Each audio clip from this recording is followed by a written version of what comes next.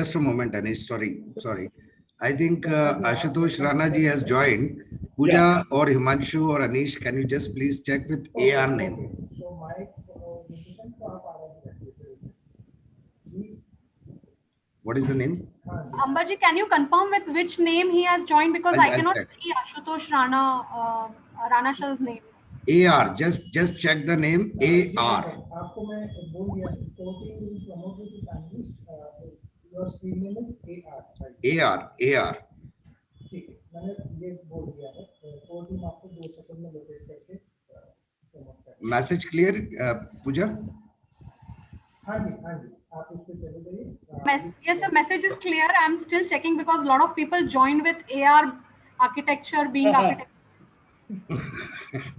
Being architects, yeah. Yeah, that's so. It is only AR. No, after that only AR. Capital AR लगाओ.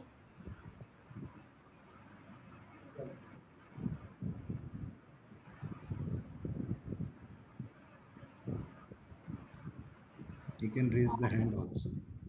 Sir, I cannot see anyone join with the name AR. There's someone with ARK Chaurasia.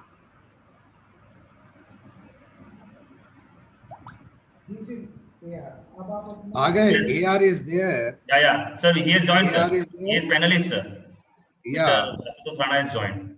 He is panelist. Yeah. Excellent. I think he is there. And we are 220 going to be. It was 127 minutes back. Yeah. हम आपको आड़ा देख पा रहे हैं. आप अभी screen को टिल्ट कर दीजिए. Yes, will be visible on the horizontal screen.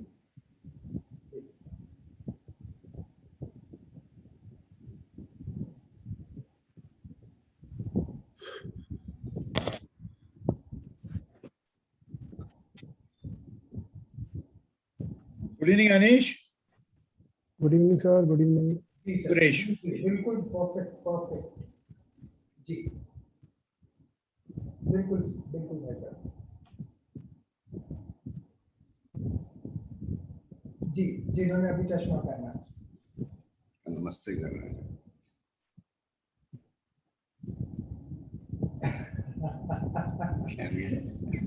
जी.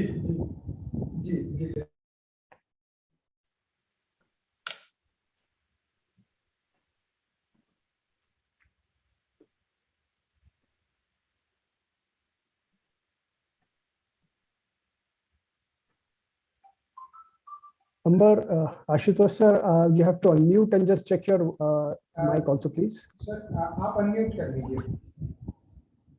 अभी देखिए सर. बिल्कुल ट्राई पढ़ रही. Perfect sir, perfect. Okay, done. नमस्कार आशुतोष जी, प्रणाम करता हूँ सर. प्रणाम करता हूँ. कैसे हैं सर? बिल्कुल बढ़िया सर. और welcome to this programme Madhya Pradesh संवाद.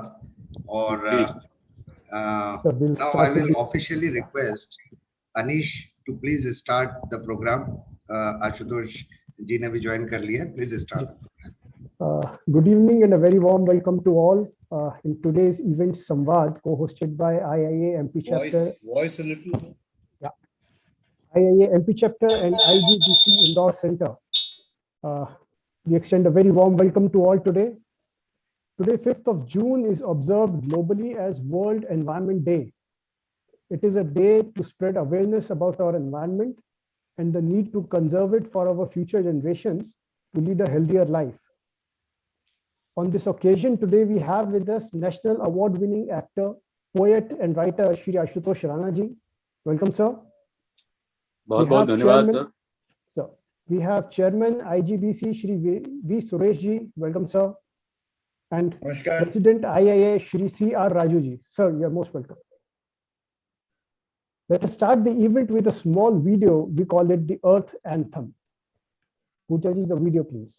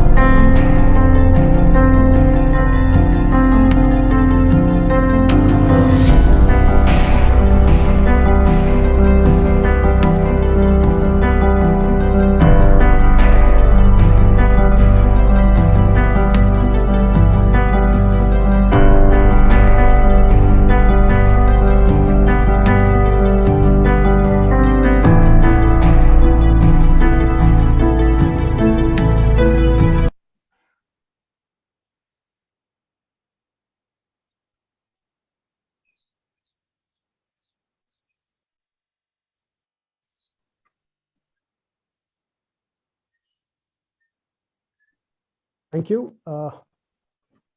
Proceed further, I now invite Architect Jiten Mehta ji, Chairman IAA MP Chapter and Chairman IGBC Indore Center for his welcome address. Architect Jiten Mehta ji. Namaskar. Welcome to the three eminent personalities who are there for this program, Madhya Pradesh Samvad. This is the second edition of Madhya Pradesh Samvad. The first program was Invictus, which was with the doctors team for the general awareness and concerns about COVID. Mr. V. Suresh, everybody knows him, a legendary personality, our green commander for Indian Green Building Council. His energies has always motivated not only me, but many other people to work for the excel and advancement for green buildings, green smart cities, green infrastructure, everything. Architect C.R. Raju sir, thank you for coming and joining for this program of Madhya Pradesh Samvad. C.R. Raju sir is our national president, Indian Institute of Architects, and also the person who was the convener for our last NetCon Trenzon. And apart from that, he has been the sole motivation who is driving almost 25,000 architects across the country for the work which is there, which are supposed to be done under Indian Institute of Architects. इसी के साथ में आशुतोष राणा जी, जो हमारे मध्य प्रदेश से हैं, हमारे मध्य प्रदेश के गौरव हैं। आपने समय निकाला आज और उसके लिए मैं आपका तहे दिल से शुक्रिया अदा करता हूं। आपने आपके व्यस्त शेड्यूल में से, because we know when you are into as writer, actor, poet, इतनी सारी जो प्रतिभा है, अनेक प्रतिभाओं का पूरा एक तरह से एक बुके है आप, और उसके बीच में से इतना प्रोग्राम आपने समय निकाला, उसके लिए भी धन्यवाद। मैं सभी जितने भी आज हमारा इस प्रोग्राम को अटेंड कर रहे हैं, all the members, IA members and IGBC members, I welcome everybody for this wonderful program. And today happens to be a great day. World Environment Day है। आज उसके celebrations morning से there were different programs which were going across in the country by various chapter, IGBC chapters, IA chapters, everywhere. And to make this program even more historic, we chose this day so that there is going to be a historic MOU which will be signed by both the eminent personalities present today, Architect C.R. Raju sir, President IAA, and Mr. V. Suresh, who a lot of IAA members are there, and I wish to appraise him that he is also honorary Indian Institute of member, a fellow member, and I think 20 years back, he was awarded this honorary fellowship of IAA. So welcome to everybody, and without taking much of the time, because already the program is lined up and the program has a lot of things, and the best part is yet to come. So over to Anish again, we can proceed further. Thank you so much and welcome everybody again.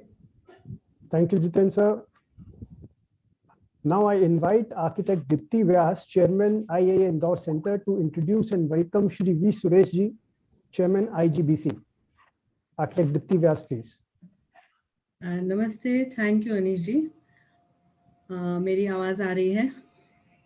Yeah. So, namaste to everyone.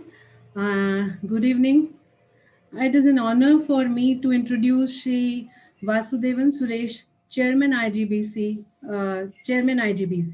He is a civil engineer with 54 years of professional experience in housing, infrastructure, rural, urban development, real estate development, and built environment sector, leading to sustainable development. He is a fellow and honorary member of many technical institutions. He is a senior fellow of IGBC and honorary fellow of Indian Institute of Architects. He served HUDCO and was CMD. During his period, HUDCO registered all-round growth in housing, innovative infrastructure development, financing, appropriate technology application, and establishment of national network of building disaster and rehabilitation centers and projects. He has worked in various central and state governments expert groups. He had represented India and worked closely with UNDP, SAARC, ADPC, ADB, KFW, World Bank, and many. He is a strong advocate of sustainable development and green building movement. He is working closely with Good Governance India Foundation as a president for Good Urban Governance initiatives for meeting the challenges of urbanization and making smart, green, and vibrant cities through working on Municipalica and Urban News Digest. He has received 16 awards and recognitions, and to cap it with the prestigious CIDC Industry Doyen Award 2011 and Indian Building Congress Lifetime Achievement Award 2014. I welcome you, Suresh sir, for this beautiful evening. Thank you, Deepa Vyasi. It's such an honor, pleasure, and privilege for me to participate in this beautiful evening program with the distinguished presence of architect C.R. Rajgaru, the national president, and Ashutosh Ranaji, one of our highly recognized not only actor, poet, writer, director, all put together. We are very lucky to have somebody of that nature, creative outburst, along with the creative architects to work together and to have, and all the participants. We find that already over 250 people are already there just now live, but over 700, I understand, have already registered. Very interesting program on the World Environment Day. Let me give my greetings and best wishes to each one of you on this great occasion. And this year's theme is ecosystem restoration. How do you ensure? That beautiful film really showed how that ecosystem was getting destroyed by large number of tree cutting and all those industrialization, the chimneys bringing the all the smoke, which is part of development, and how it affects the whole nature. Therefore, we got to see how it come back. Climate change is a larger issue being discussed, where temperature rise is happening, glaciers are melting, sea levels are rising in different parts. So a major initiative is being taken all over the world under the climate change agenda, and our own country is a very important signatory for that. And the national government and state governments have done large number of new initiatives to see that we need that benchmark. Two benchmarks are going to come. One is 2030, which is Sustainable Development Goal to the year 2030, wherein we have to bring down the emission levels to about 35% level. We're around 2021. We got about another 10 more years to go. And the other one is 2050 of getting decarbonization. That means the carbon dioxide emission that gets into the air has got to be reduced as much as possible through various activities, industrial activity, your power generation activity, your automobiles, in your built environment development, in which we all have an important role. We deal with the construction. All our cities and towns are built up by the leadership role being given by the architects and engineers and builders of this country. And how do we do that? Harmonizing with development.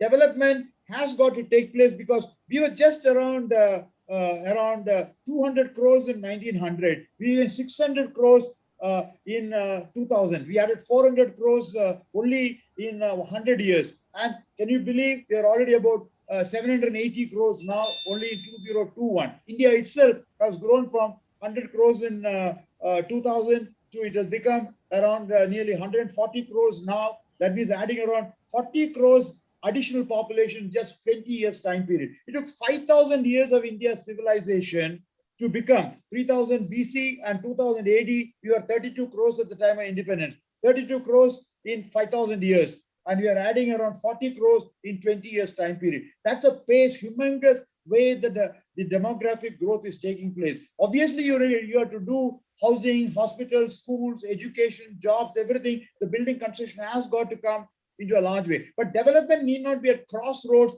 with environment. How do you do those particular things? By taking into of environment friendly, ecologically appropriate, energy saving, in line with the nature. How do you do that? And that is all about sustainable development. And that's where the green building path has been taken. And we in IGBC, as part of CII, which has got 126 years of history, started in the 19th century, 20th century and 21st century, CII's legacy over there, and to work now along with the Indian Institute of Architects, that has got over 104 years of legacy. You started in 1917. So it's a great opportunity for us to work between CII and IGBC, itself about 20 years old, to work together in this particular great movement. And I'm very happy that for the team to work together is in respect of addressing all the natural elements, be it water as an element, energy as an element, forest or timber as an element,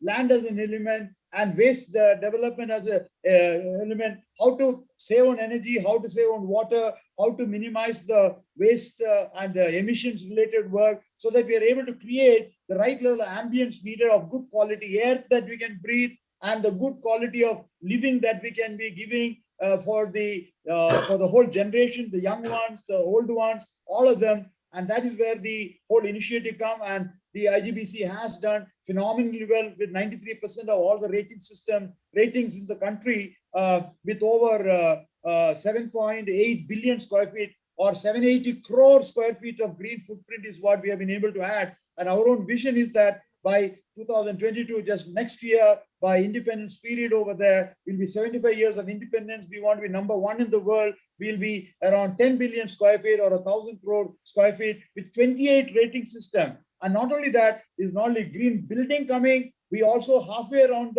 our growth, we also become green built environment. That means buildings along with the infrastructure around. A series of buildings that will go at the level of a layout or that of a neighborhood or that of a campus, or that you take into a township or even city rating, and including the urban mobility component. So we covered all the asset class of buildings, each one of them having rating appropriate to the energy needs, water needs, the waste development needs, and trying to see how you can bring those particular things as a green development, which will be not only meeting the needs, at the same time you save around 25 to 35% of water needs, around 35 to 45% energy needs over there, and waste minimized with net zero. We're getting into the new level of the green built environment plus, that's called the net zero mission that's coming. That is a 2050 mission for the whole world to decarbonize by 2050. To do that, the net zero initiatives come through net zero energy, net zero water.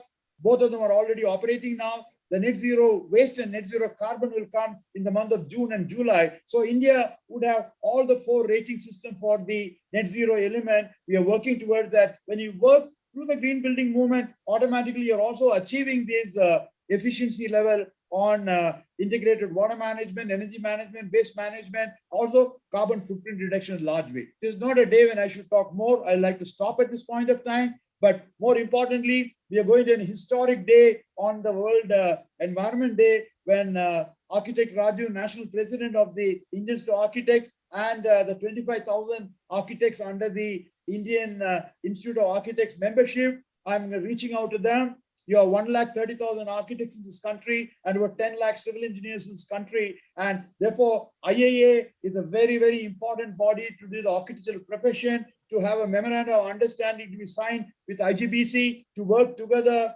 on between both these great organizations. As I said, your organization is 104 years old, and along with our organization that is also with established one, to work together on creating awareness, networking opportunities, capacity building programs on water, energy, environment, cultural heritage, health and well-being, hospitals being discussed, a very important component at this point of time, biodiversity conservation, etc. And also joint research and other development program, participate in joint initiatives with IAA and handholding with IAA members, and see that each one of the IAA members also become a green building specialist, also become IGBC accredited professional. There are so many interesting things that we have worked together, myself and along in the IGBC team, and IAA worked out the memorandum of understanding, how we can work together, collaborate together, cooperate together, working all towards one goal of creating sustainable built environment to create, more importantly, as I would say, clean, green, safe, healthy built environment to everybody. And not only the people are going to benefit, plus the planet will benefit on that. At the end of the thing, most importantly, it will also lead to the community and the people in a large way. And I'm very happy to join on this particular program. In particular, the presence of Ashutosh Rana ji enthuses me. I can see large number of, when I was told that he's already a writer and poet, I did not see, but I can see from his photograph the substantial number of books that are there at the back of desk. I can see what a voracious reader he might be. I can understand from that. Thank you very much, sir, that you could be there. I'm sure the green built environment can have a very major role even among the performing artists group level in a very large way, because you deal with the creative level, and creation of always to be done in a nice way, in the sense it should be healthy environment we created, of which we all can be proud of. And thank you once again for calling me Jitendra, and Raju Saab, President, for being with us and part of the program. As I said, I always enjoyed the honorary fellowship of the Indian Institute of Architects, where only architects are there. Maybe I must be the only civil engineer who got it at that particular point of time, the fellowship, honorary fellowship. But I'm enjoying because we're working together. This is an area where multidisciplinary inputs are needed between the architects, the civil engineers, mechanical, electrical, plumbing, firefighting, interior designers, environment people, all put together their act together to produce what the built environment is all about. And therefore, once again, very happy for having joined on this great day of the World Environment Day. Thank you very much. Thank you, sir, for your enlightening and motivational address.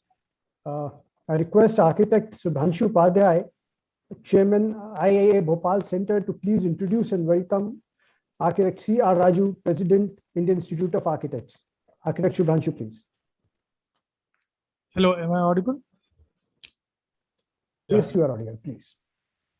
Good afternoon, participants and panelists. I feel privileged to introduce to you Architect C.R. Raju. Architect C.R. Raju is the National President of the Indian Institute of Architects. He is Principal Architect of Mr. C.R. Raju Associates, a firm rendering comprehensive architectural services since the year 1989. His firm has carried out various types of projects ranging from residential bungalows, apartments, group housing, commercial, institutional, recreational, hospitality, healthcare, industrial, and interior design projects. Many of these projects are well recognized. He is a fellow member of the Indian Institute of Architects. He has held Vice Chairman and Chairman positions of the IIA Tamil Nadu chapter for the year 2010-12 and 2013-15 respectively. During his tenure as Chairman Tamil Nadu chapter, he was awarded the Best Chapter. He served as National Joint Secretary IIA for the period 2015-20. He organized IIA National Convention 2013 and Southern Regional Conference 2014 at Chennai. He received IIA Outstanding Member Award for the year 2014. He was convener IIA National Awards 2016 held at Chennai. He was also convener IIA NatCon 2020 named Transcend, which was held online with the participation of over 2,000 members and 35 speakers. He also held position of CNET member of the Madurai Kamaraj University. He has been external faculty to architectural thesis works for various institutes for students. He is member of various committees pertaining to Development Plan, Chennai Metropolitan Development Authority. He is no less on his obligations towards society for community service. He was District Governor of Rotary International District 3230 for the year 2015-16. He is also a trustee of Swagatam Foundation rendering services to the senior citizens. I welcome you, sir. Thank you, Sudhanshu ji. Thank you. Good evening and warm greetings from the Indian Institute of Architects. on the occasion of the World Environment Day, it is very heartening to see a very good program organized with the Madhya Pradesh chapter of the Indian Institute of Architects and Indoor Center of IGBC to bring together two organizations which are more than 100 years old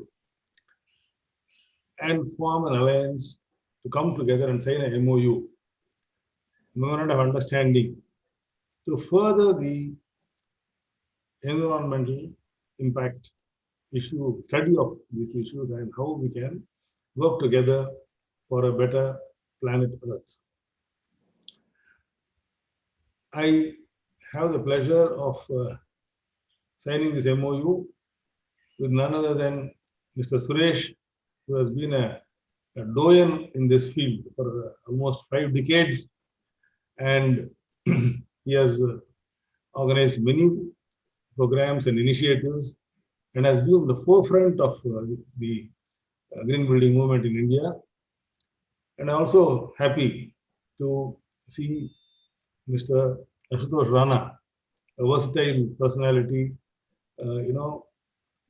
having many, aspects of filmmaking under his belt, and a very renowned poet and author. So it is very essential for all of us to understand and appreciate the value of the environment and the natural resources, what our forefathers have given us over so many centuries.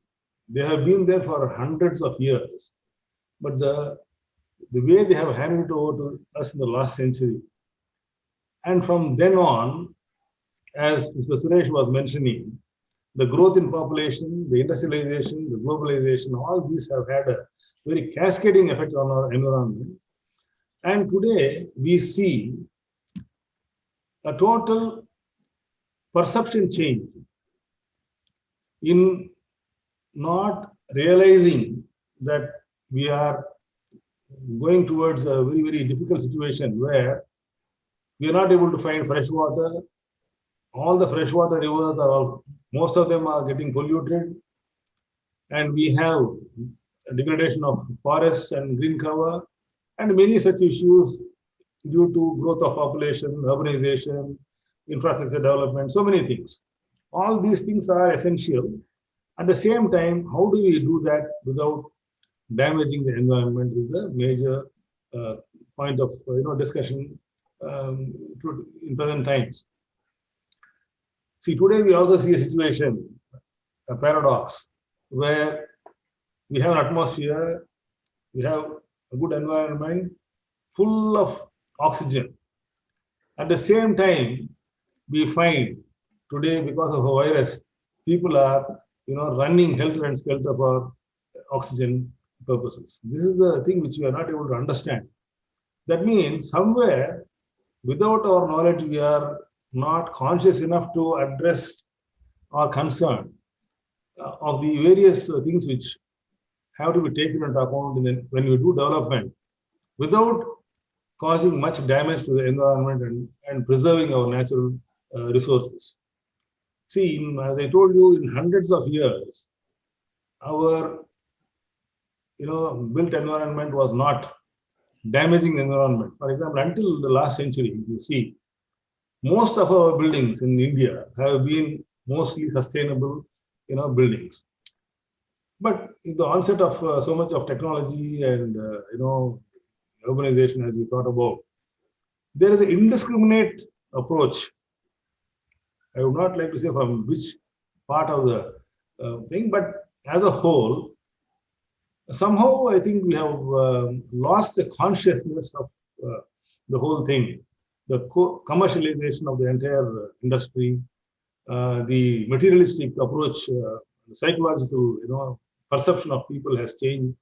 Now, how to bring back this consciousness? I think this alliance between the Indian Institute of Architects and the Indian Green Building Congress will pave the way for a thought process of how we can do development wherever it is essential and how to do it without damage to the environment. And at the same time, wherever we are using resources, how to minimize the use of resources and diligent use of them by proper techniques and technology, and using a lot of local talent available. Somehow during the entire time, maybe in the last few decades, we have completely lost touch of the value of local materials and techniques and skills available. And there has been a total change in the perception of the people that, we don't even have that much of time or the capacity to think that we have to use resources within our reach and how to put them to effective use. So these are all some of the concerns we have. And of course, today, I think with the coming together of two very experienced and long-standing institutions, there has to be a meaningful dialogue at every level to see that it is not for commercial purposes. It is not for any other purposes. It is for the ultimate goal that the society and the environment have to benefit from this understanding what we are signing today. And I definitely hope that the experience and the knowledge what the professionals of both the organizations have, this will pave the way for a lot of synergy and thinking, and lay down number of initiatives which can bring back the restoration of the environment and the atmosphere to as much as possible to a level which will not, as Mr. Suresh was saying, coming to a zero carbon state, where we don't have so much of damage to the environment. I think, let me wish Madhya Pradesh chapter for initiating this process, and Mr. Suresh, who has come forward and agreed to sign this MOU. And we should have signed this last year, but because of the lockdown and other issues, I think it was possible only today. Today being a World Environment Day, I think it is a very good occasion where we can sign this and proceed. And let us work together and see that we conserve the environment and create a good atmosphere for future generations all over the world. Thank you. Thank you, sir, for your kind words. Friends, today we are being honored to witness the signing of an MOU between IIA and IGBC, for which I request Architect Jiten Mehta ji to share the details about the agreement and take us through this signing project. Architect Jiten Mehta, please. Thank you, Anish. Thank you. Today, as Raju sir and Suresh sir has already talked about the details of this historic MOU, which will be there in between two organizations which are more than 100 years of their existence. So the some areas of, I just highlight what this MOU is all about. So this is basically, there will be some areas of cooperation, particularly in training and capacity building in between both the organizations.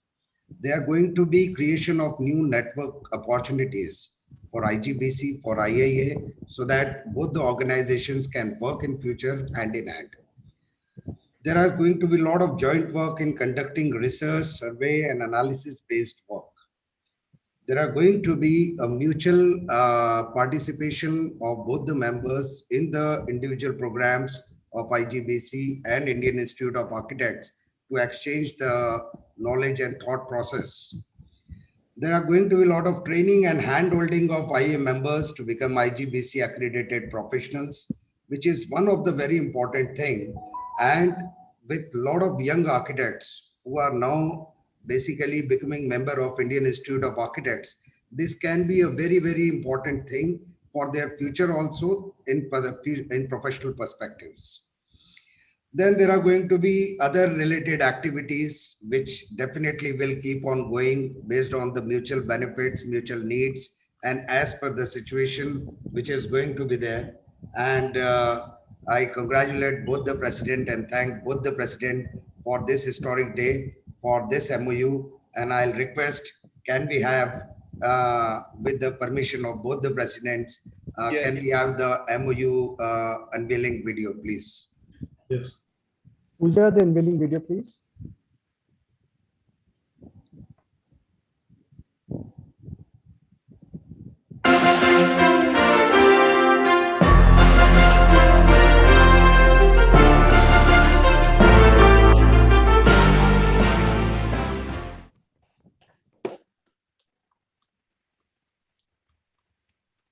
Good.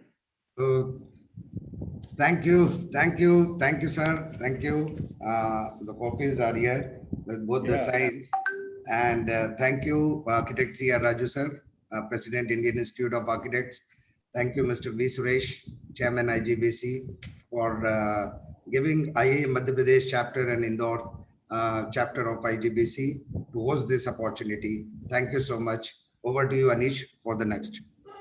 Thank you, sir. Great, Thank sir. you so much. Yeah, very Congratulations to IIA and IGBC.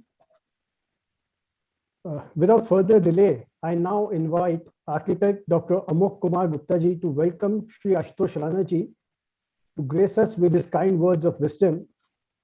Architect Amok Kumar Gupta ji, please. And Architect Amber to please moderate this session. धन्यवाद।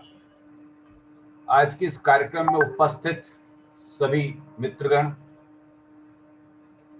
विश्व पर्यावरण दिवस जिसका theme है restoration, तो पहले तो हमने अपनी आवश्यकताओं को बढ़ाते चले गए, विज्ञान और तकनीक से अतिक्रमण करते चले गए और एक स्तर पर पहुंचने के बाद विज्ञान और तकनीक से उसको अब कैसे रिस्टोर करेंगे की बात करने लगे। इन सब के बीच में आम आदमी कैसा सोचता है, जो इस विषय का नहीं है, जो ना आर्किटेक्ट है ना जो इंजीनियर है, हम एक ऐसे शख्स से मिलने जाएंगे जो आम आदमी, क्योंकि इकोसिस्टम रिस्टोरेशन में तीन मुख्य बात हो सकती है: पेड़, प्लास्टिक, पानी।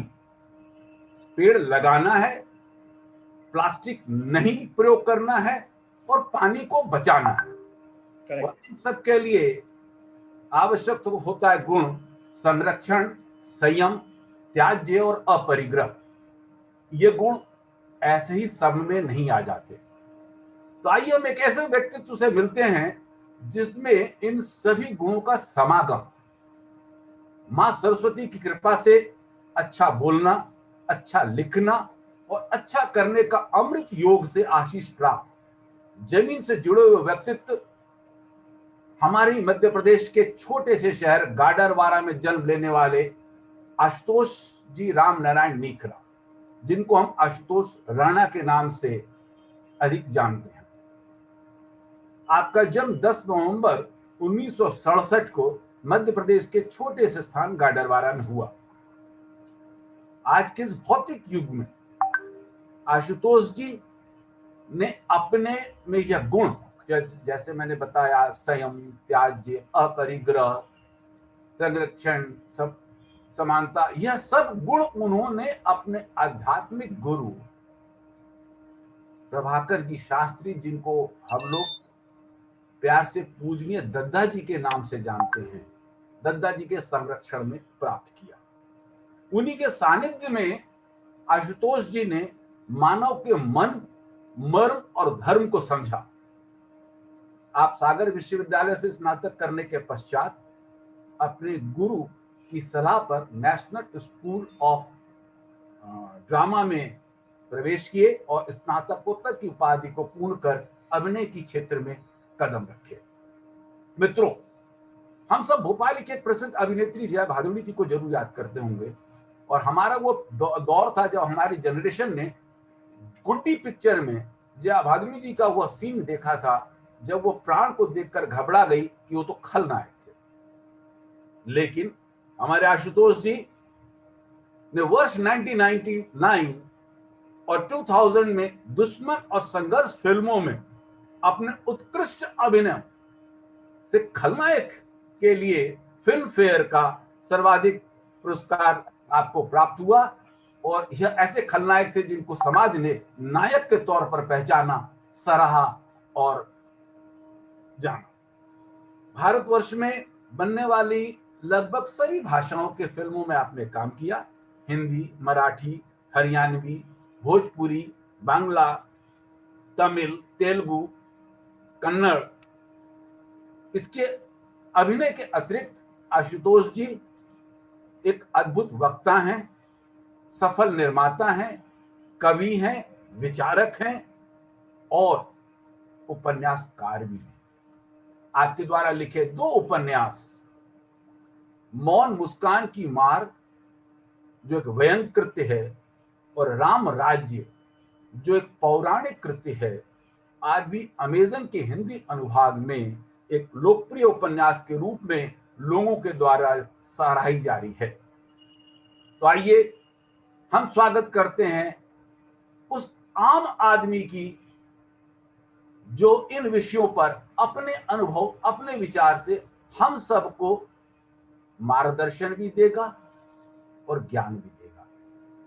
मैं एक बार पुनः आशुतोष जी का स्वागत करते हुए आमंत्रित करता हूं। आशुतोष जी, स्वागत है बहुत सर। बहुत धन्यवाद सर। अंबर, मुझे ही शुरू करना है या आप मॉडरेट करेंगे? मैं सबसे पहले तो मेरे लिए ये बड़े आनंद का विषय है कि हमारे जो जिनको हम विश्वकर्मा कहते हैं, मतलब विश्वकर्मा यानी आर्किटेक्ट्स, कि जिन्होंने मानव सभ्यता को कहीं ना कहीं, हम पुराणों में भी पढ़ते आए हैं कि मानव जो कंदराओं में रहता था उसे सभ्यता और संस्कृति के माध्यम से रहने का हुनर कहीं ना कहीं इनके वास्तु ने ही उसके अंदर पैदा किया है। तो Shri B Suresh sir, Shri CR Raju sir, Shri Jitendra Mehta ji व श्री गुप्ता सर, जिन्होंने इतना अच्छा परिचय हमारा दिया, तो बहुत बहुत धन्यवाद। मेरे लिए ये अत्यंत आनंद का विषय है कि मैं आप जैसे दक्ष लोगों के बीच में आज उपस्थित हूँ। एक आम व्यक्ति की हैसियत से, आम व्यक्ति से मतलब कि जिसका संबंध आपकी कला से, जिसके जीवन का संबंध है। मेरा अपना ये मानना है, मैंने राजू सर को भी सुना, सुरेश सर को भी सुना, और सबकी चिंताएं निश्चित रूप से बहुत जायज हैं, क्योंकि हम वो आखिरी पीढ़ी हैं जो इस धरती की रक्षा कर सकते हैं। क्योंकि हमारा जीवन या तो हमारे आने वाले बच्चों के लिए चेतावनी बन सकता है या उदाहरण बन सकता है। क्यों? क्योंकि वो आने के बाद हमसे पूछेंगे कि आप हमसे पहले हमारे जगत में क्यों आए थे, आप हमारे पास क्या छोड़ के जा रहे हैं। तो मैं इन समस्त चिंताओं के ऊपर जो मुझे लगा कि इसका हल अक्सर होता क्या है कि जितने भी वास्तुशास्त्री होते हैं, आर्किटेक्ट्स होते हैं, वो उन संपन्न लोगों के साथ जुड़ते हैं और उन संपन्न लोगों को अपनी योजना कागज के ऊपर उकेर कर देते हैं, जिनके पास धन होता है, संपत्ति होती है, योजना होती है। लेकिन भारतवर्ष या विश्व के तकरीबन 80% लोग जो कि आम लोग होते हैं, वो अपने घर के, अपनी दुकानों के स्वयं ही आर्किटेक्ट होते हैं। उनको इस बात का ज्ञान नहीं होता कि पर्यावरण का रक्षण कैसे हो सकता है, इसमें कौन सी व्यवस्था लगाई जा सकती है ताकि कम से कम क्षति हो। तो इसलिए मेरा एक ये निवेदन भी है, सुझाव भी है कि वास्तुशास्त्र या वास्तुकला, इसको आप कला की श्रेणी में भी रखते हैं और इसको विज्ञान की श्रेणी में भी रखा जाता है। इसलिए वास्तु पुरुष को देव के जैसा ही पूजनीय माना जाता है। तो मुझे लगता है कि आप लोगों को कहीं ना कहीं आम समाज से भी जुड़ना चाहिए ताकि वो आपकी विशेषज्ञता का लाभ स्वयं के अपने जीवन में उठा सके। फिर मैं समस्त बातें सुन रहा था और मुझे लगा कि हमारा आपका सबका जीवन शून्य से शुरू होता है। कुछ संख्याएं हैं जो हमारे आपके जीवन में बड़ी मायने रखती हैं, ऐसा मेरा सोचना है। जैसे 0 हुआ, 1 हुआ, 2 हुआ, 3 हुआ, 5 हुआ और 8 हुई। ये संख्याएं ऐसी हैं जो हमारे जीवन में जो हम जैसे लोग सोचते हैं कि शून्य से हमारा जीवन शुरू होता है और शून्य में समाप्त हो जाता है। फिर 1 मतलब हमारे जीवन का उद्देश्य एक होता है, हमारा जगत में आने के बाद और जगत से जाने के पहले हमारा रहना कितना सार्थक हो जाता है। तो हम सबके जीवन का उद्देश्य एक ही होता है कि हम सार्थकता को प्राप्त करें। जो जीवन हमें मिला है वो कहीं ना कहीं हमारे जीवन में सार्थकता हो। सफलता और सार्थकता 2 अलग अलग चीजें होती हैं, इसलिए मैंने कहा कि सार्थक आने के बाद जगत में और जगत से जाने के पहले हमारा रहना सार्थक हो जाए। तो उद्देश्य हमारा एक होता है कि हमारे जीवन में सार्थकता हो। फिर 2 हम इन 2 में यानी साकार और निराकार, जिसको आप अपनी भाषा में शायद फॉर्म एंड फंक्शन कह सकते हैं, कि एक चीज दिखती है और एक चीज नहीं दिखती है, लेकिन दोनों का एक दूसरे के साथ परस्पर संयोग होता है। तो साकार और निराकार की जो अवधारणा होती है। फिर 3 संसार में जो आध्यात्मिक लोग हुए हैं उन्होंने कहा है कि प्रकृति जो होती है वो त्रिगुणात्मक होती है, सत्व रज तम, इसके 3 गुण होते हैं। अब उसको साइंटिस्ट ने, वैज्ञानिकों ने आगे चल के कह दिया कि भाई किसी भी अणु को हम 3 हिस्सों में बांट देते हैं, न्यूट्रॉन, प्रोटॉन और इलेक्ट्रॉन के उसमें। तो अब उसमें जो रज तम है उसका काम अवरोध पैदा करना है, जो रज है उसका काम गति देना है, और जो सत है इसका काम संतुलन स्थापित करना है। तो जो काव्यात्मक दृष्टि के लोग होते हैं या धार्मिक लोग होते हैं, उन्होंने इन तीनों की प्रकृति को ब्रह्मा विष्णु महेश के रूप में हमारे और आपके सामने प्रस्तुत कर दिया, जिसको विज्ञान न्यूट्रॉन, इलेक्ट्रॉन, प्रोटॉन कह रहा है, या आध्यात्मिक व्यक्ति सत रज तम की बात कर रहे हैं। तो ये 3 मतलब, और इन सब का हमसे और आपसे कहीं ना कहीं संबंध है कि अगर ब्रह्मा जी के पास सृजन का डिपार्टमेंट है, तो महादेव शिव के पास संहार का डिपार्टमेंट है, और विष्णु के पास जो है वो संभालने का, संरक्षण का विभाग है भगवान विष्णु के पास। फिर हम आगे चलते हैं कि 5, चाहे वो हमारी देह हो, चाहे वो इस चर अचर जग जितने भी लोग देखे जाते हैं, तो 5 तत्वों से हम और आप मिलके बने हैं। और कहीं ना कहीं वास्तुशास्त्री इन बातों को भी ध्यान में रखते हैं कि पृथ्वी के अंदर जो स्थिरता होती है, पृथ्वी का जो मूल गुण है कि अगर कोई मकान हम बना रहे हैं तो उसमें रहने वाला व्यक्ति उसका चित्त स्थिर हो। फिर उसकी जलवायु, उसका नियंत्रण, क्योंकि जलवायु का प्रभाव हमारे और आपके ऊपर निश्चित रूप से पड़ता है। फिर उसके अंदर अग्नि यानी फिर वो चाहे वो ज्ञान की अग्नि हो, चाहे वो मान की अग्नि हो, चाहे वो समर्पण की अग्नि हो, तो अग्नि सदा प्रज्वलित रहे। क्यों? क्योंकि देह के अंदर से जब ये दाहकता समाप्त हो जाती है तो हमारी देह निष्प्राण हो जाती है और फिर हमें दाह कर्म करना पड़ता है।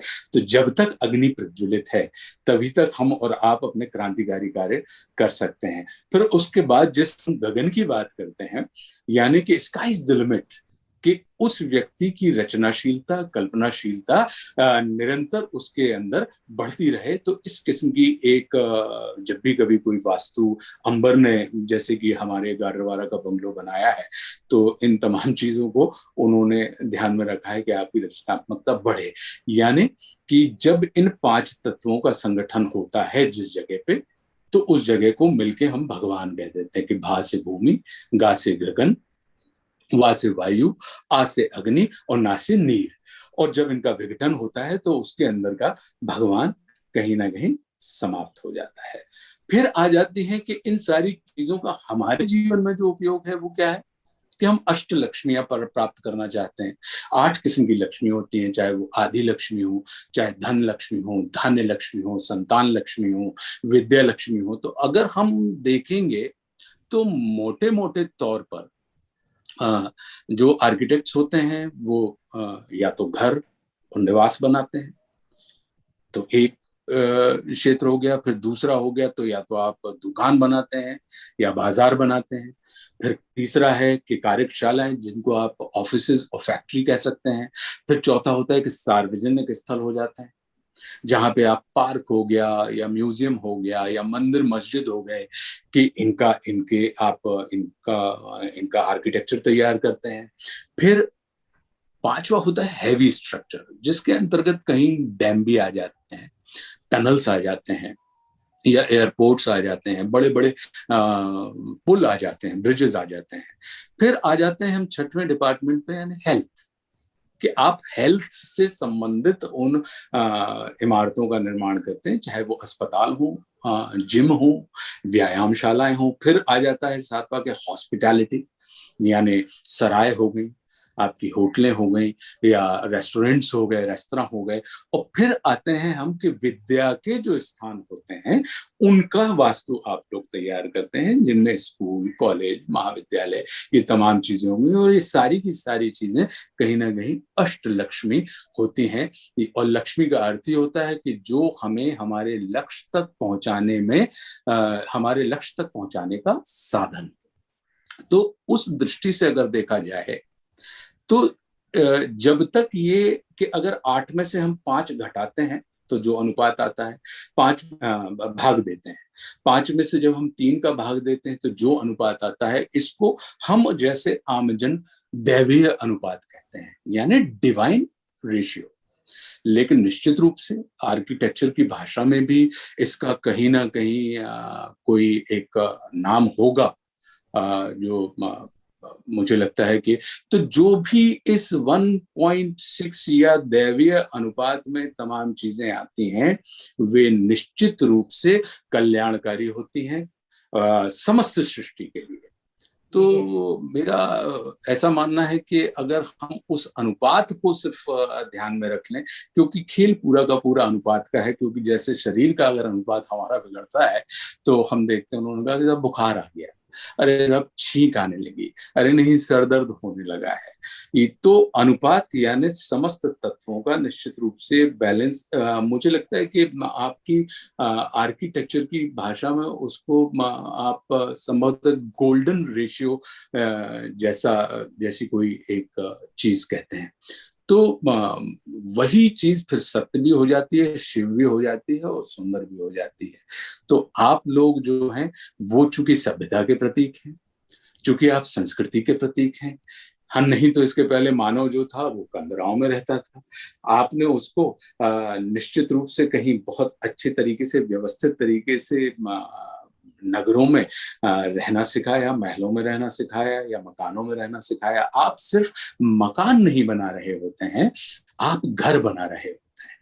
तो घर का मतलब ही कि जहां पे प्राण हो, अन्यथा तो एक ढांचा है, तो ढांचे के अंदर जब तक हमारे इस ढांचे के अंदर प्राण नहीं होंगे तब तक सिर्फ ये ढांचा माना जाएगा या देह मानी जाएगी। लेकिन जब इस नश्वर शरीर के अंदर प्राण हमारे मौजूद हो जाएंगे तो फिर इससे आप कल्याणकारी काम भी कर सकते हैं। और फिर कुछ शरीर जो होते हैं वो पूजनीय भी हो जाते हैं, और कुछ शरीर जो होते हैं जिनका अभिनंदन भी होता है, वंदन भी होता है, उस स्थिति में भी पहुंच जाते हैं। तो मेरा यही एक आम व्यक्ति के रूप से मानना है कि इस अनुपात का ध्यान रखें।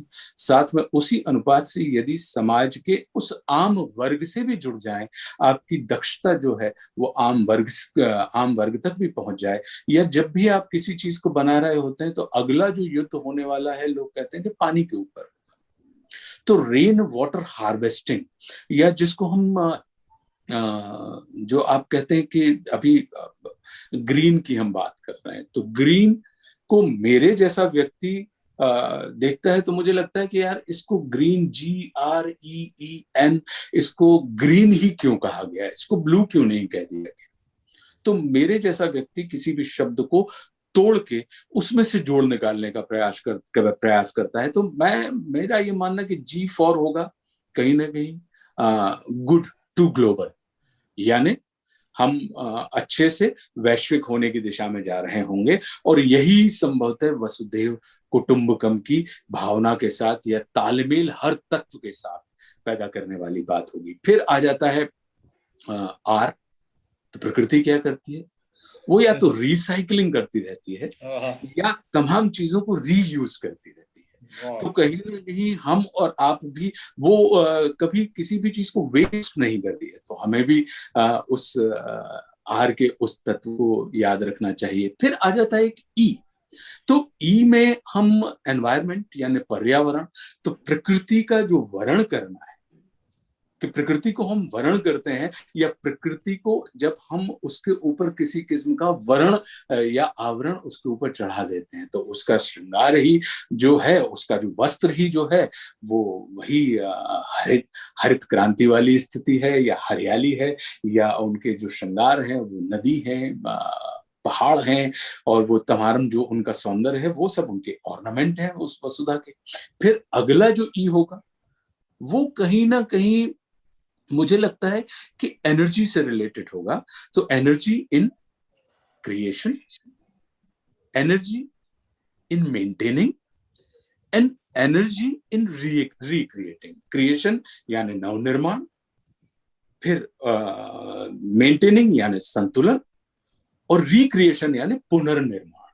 तो हमारी जो तमाम जो एनर्जी है वो कहीं ना कहीं उसी दिशा में जो ग्रीन आया होगा। और फिर आ जाता है एन। तो एन का मुझे लगता है कि इसका संबंध नेटिव से होगा, यानी हम ग्लोबल थॉट से शुरू होकर लोकल थॉट तक पहुंचते हैं। तो लोकल को ग्लोबल बनाना, ग्लोबल को लोकल बनाना, यानी जो जहां का अंश है, जो हमसे कहा जाता है कि भाई मौसमी फल खाइए, या जिस जलवायु में जो वृक्ष होता है उस वृक्ष को लगाना ही लाभदायक होता है, तभी कहीं ना कहीं तो मुझे लगता है कि ये जो ग्रीन होगा वो इन तमाम चीजों को का प्रतिनिधित्व करता है। और अगर इसको हिंदी में हम ले जाएं तो इसको कहते हैं हरा। तो हरा में 3 हैं शब्द, हा, धन, रा, धन, आ। तो मतलब प्रकृति के प्रत्येक तत्व में, हर तत्व में यदि हमारी आस्था हो, आत्मा हो, अगर ये जुड़ जाए तो हम फिर हरा रख भी पाएंगे और हरा रह भी पाएंगे। तो मुझे लगता है कि संभवतः यही वसुधैव कुटुंबकम की बात होगी, जिसे हमने सिर्फ मनुष्यों तक रखा है, लेकिन पूरी वसुधा एक कुटुंब है। यानी चर अचर जीव जग क्षर अक्षर नश्वर मनुष्य सुर जाति अमर की जो बात है कि प्रकृति के अंदर मौजूद वो तमाम चीजों के अंदर एक कुटुंब का, एक अपनत्व का, एक सह अस्तित्व का भाव हो, एक दूसरे के साथ तालमेल की स्थापना हो, जब हम वो कर लेते हैं तब कहीं हम सच्चे अर्थों में वसुधैव कुटुंबकम की बात को चरितार्थ कर पाते हैं। अन्यथा वसुधैव कुटुंबकम जो है वो ग्लोबल मार्केट में बदल गया। और ग्लोबल मार्केट बाजार में तो आपको पता ही है कि संसार तो जो होता है वो बाजार में किसी भी चीज की कीमत होती है, लेकिन घर में हर चीज का मूल्य होता है।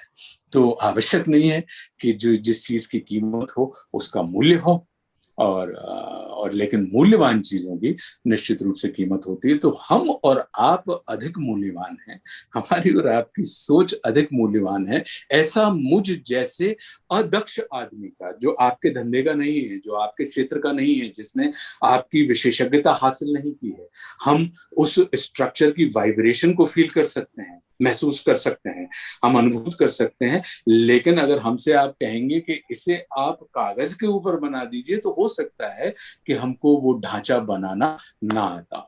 लेकिन जब ये ढांचा बना होगा जिसके अंदर एक भी नट बोल्ट नहीं है, तो इस आर्किटेक्ट ने, मतलब जो परमपिता परमात्मा है, उन आर्किटेक्ट ने सोचा होगा कि इस ढांचे के अंदर रहने वाली जो आत्मा है, जो कल्याणकारी कार्य इस पूरे के पूरे ढांचे से लेगी, या जो ये ढांचा है ये साधन बनेगा उस मालिक का, उस मकान में रहने वाले का, तब कहीं जाके प्रकृति का ये जो सच्चे अर्थों में वसुधैव कुटुंबकम है वो उसकी जो अवधारणा है उसको वो चरितार्थ कर पाएंगे। तो मेरा ऐसा मानना है कि एक दूसरे के साथ इन तमाम चीजों का अगर तालमेल हो जाए तो बहुत आनंद का विषय है। आपकी दक्षता यदि आम आदमी तक भी पहुंचे कि आप जब भी कभी कोई स्ट्रक्चर बनाते हैं, तो ये अगर कोई बड़ी भारी फैक्ट्री बना रहे हैं तो निश्चित रूप से हमें ये कहना चाहिए उन फैक्ट्री मालिकों से कि अगर आपने एक फैक्ट्री बनाई है तो आपको इतने इतने क्षेत्र में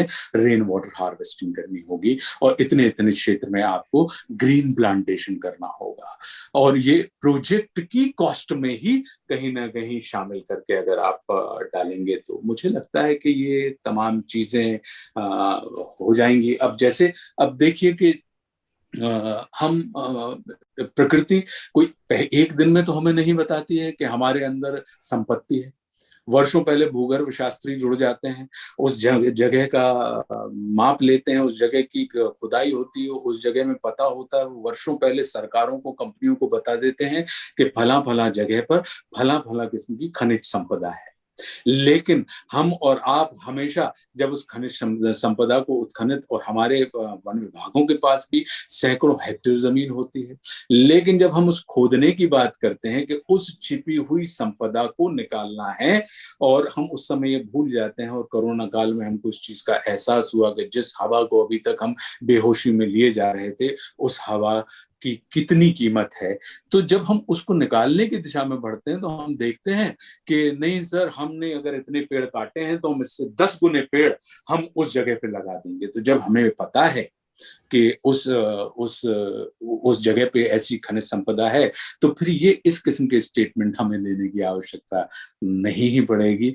हमारे पास वन विभाग की आवंटित भूमि होती है, हम पहले से ही वृक्षारोपण करते चले जाएं, हम उन तमाम चीजों के ऊपर, क्योंकि प्रकृति भारतवर्ष का दर्शन इतना अद्भुत है कि हमारे जो पूर्व के जो ऋषि रहे होंगे, मुनि रहे होंगे, जो वर्तमान में रिसर्चर माने जाते हैं, क्योंकि ऋषि शब्द का मतलब ही होता है निरंतर चिंतन करने वाला, और वही शब्द अर्थ होता है रिसर्चर का भी, कि निरंतर चिंतन करने वाला। उन्होंने हमारे प्रकृति के प्रत्येक चीज को हमारे लिए पूजनीय बना दिया, कि चाहे पेड़ हो वह भी पूजनीय है, पहाड़ हो वह भी पूजनीय है, नदियां हो वह भी पूजनीय है, जो दिखता है वो भी पूजनीय है, सूर्य, चांद, तारे, सितारे सब के सब उन्होंने पूजनीय कर दिए हैं। और हमारे अंदर एक कर्म कांड की व्यवस्था दे दी, क्योंकि वो जानते थे कि ये जो पीढ़ी है ये इतनी अज्ञानी निकलेगी कि ये अज्ञान में भी उस कर्म कांड के माध्यम से वो विज्ञान करती रहे, तब वो प्रकृति की लय से लय मिलाकर चलेगी।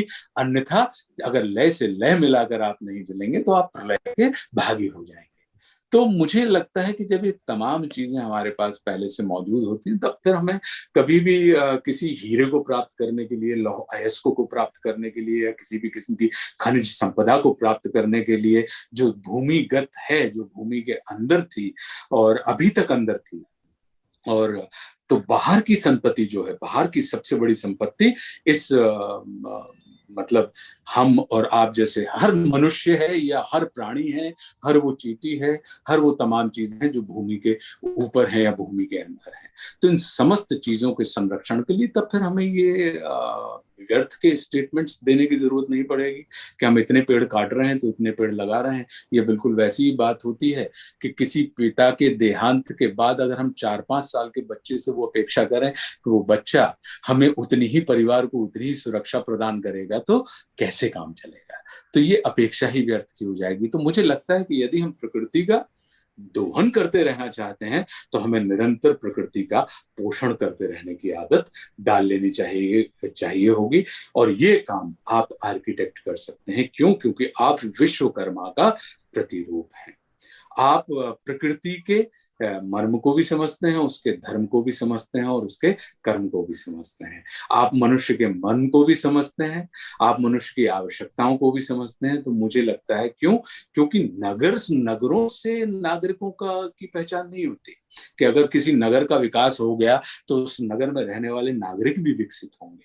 मेरा ये मानना है कि किसी भी नागरिक का विकसित होना ही नगर के सच्चे विकास की परिभाषा होती है, या सच्चा प्रमाण होती है। तो मुझे पता नहीं कि मेरे पास कितना समय है, अंबर या गुप्ता सर, मुझे प्लीज बता बात कर लीजिए ना। पता लगा आप दिल खोल के बात कर लीजिए ना, मजा आता है। पता लगा कि हम तो बोलते जा रहे हैं, बोलने वाले को अपनी समय सीमा का भान नहीं होता है, लेकिन सुनने वालों के कान होते हैं, और फिर वो उनके कान एक सीमा के बाद अतृप्त हो जाते हैं। तो मैं आज आप दिल खोल के बात कर रहे हैं, बहुत बढ़िया लग रहा है, अच्छा लग रहा है जी। बहुत बहुत धन्यवाद। मुझे पता नहीं इसके अंदर मतलब कोई मेरा व्यावसायिक शिक्षा नहीं है, ये एक व्यवहारिक शिक्षा के माध्यम से हमने जो बात मुझे समझ में आई, तो आपके इस प्लेटफॉर्म के ऊपर हमने वो रखी, जो व्यवसायिक शिक्षा प्राप्त संपन्न लोगों का प्लेटफॉर्म।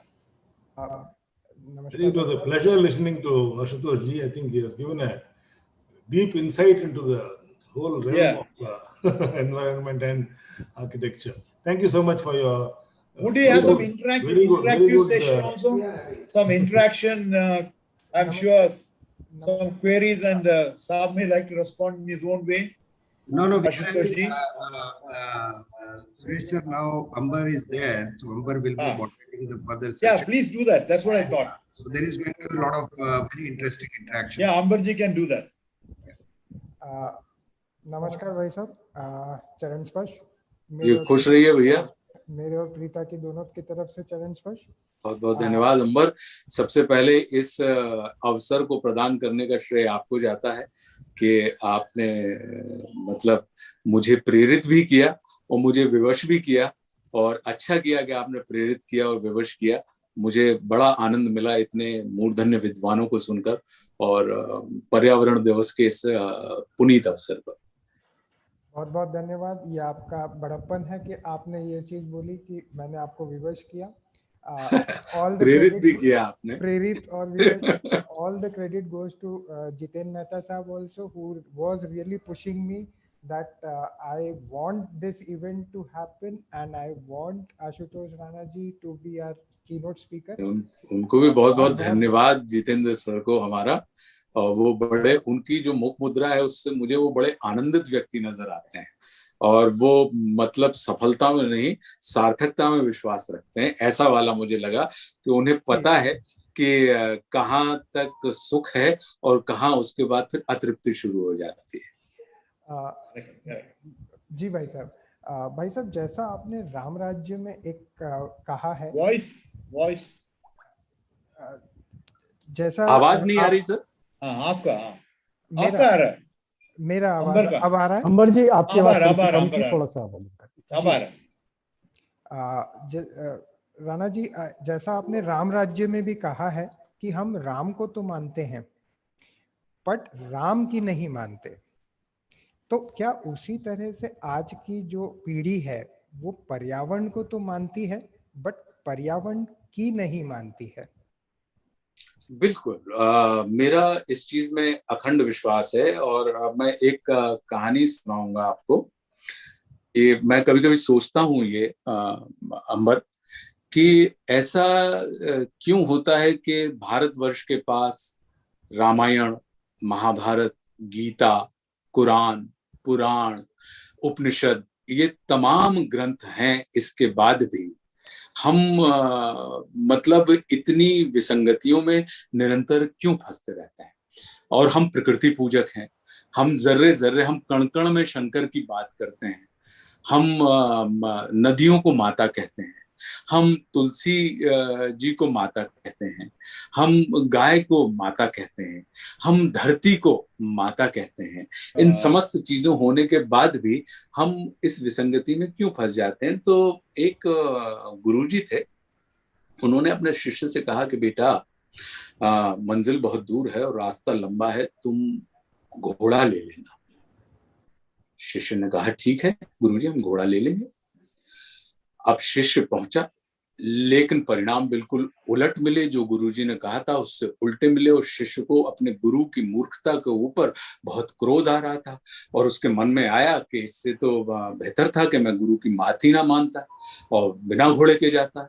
और वो जैसे ही गुरु के सामने पहुंचा अपने, और उसने गुरु जी को क्रोध में और रोते हुए कोसना शुरू किया कि मैंने आपके अक्का की बात का अक्षरशः पालन किया और मैं घोड़ा लेकर गया, लेकिन इससे बेहतर है कि मुझे आपकी बात माननी नहीं चाहिए थी और मुझे बिल्कुल घोड़े को नहीं ले जाना चाहिए था, मेरे तो प्राण निकल गए।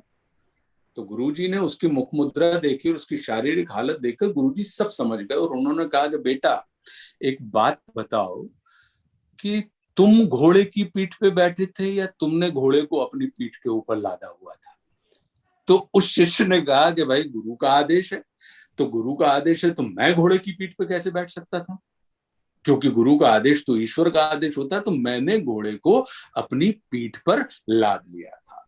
तो यही कहीं ना कहीं हमारे जो गुरु ग्रंथ हैं, इतने सारे गुरु ग्रंथ हैं हमारे पास, उसके बाद भी हम और आप घोड़े को पीठ पर लादे हुए हैं।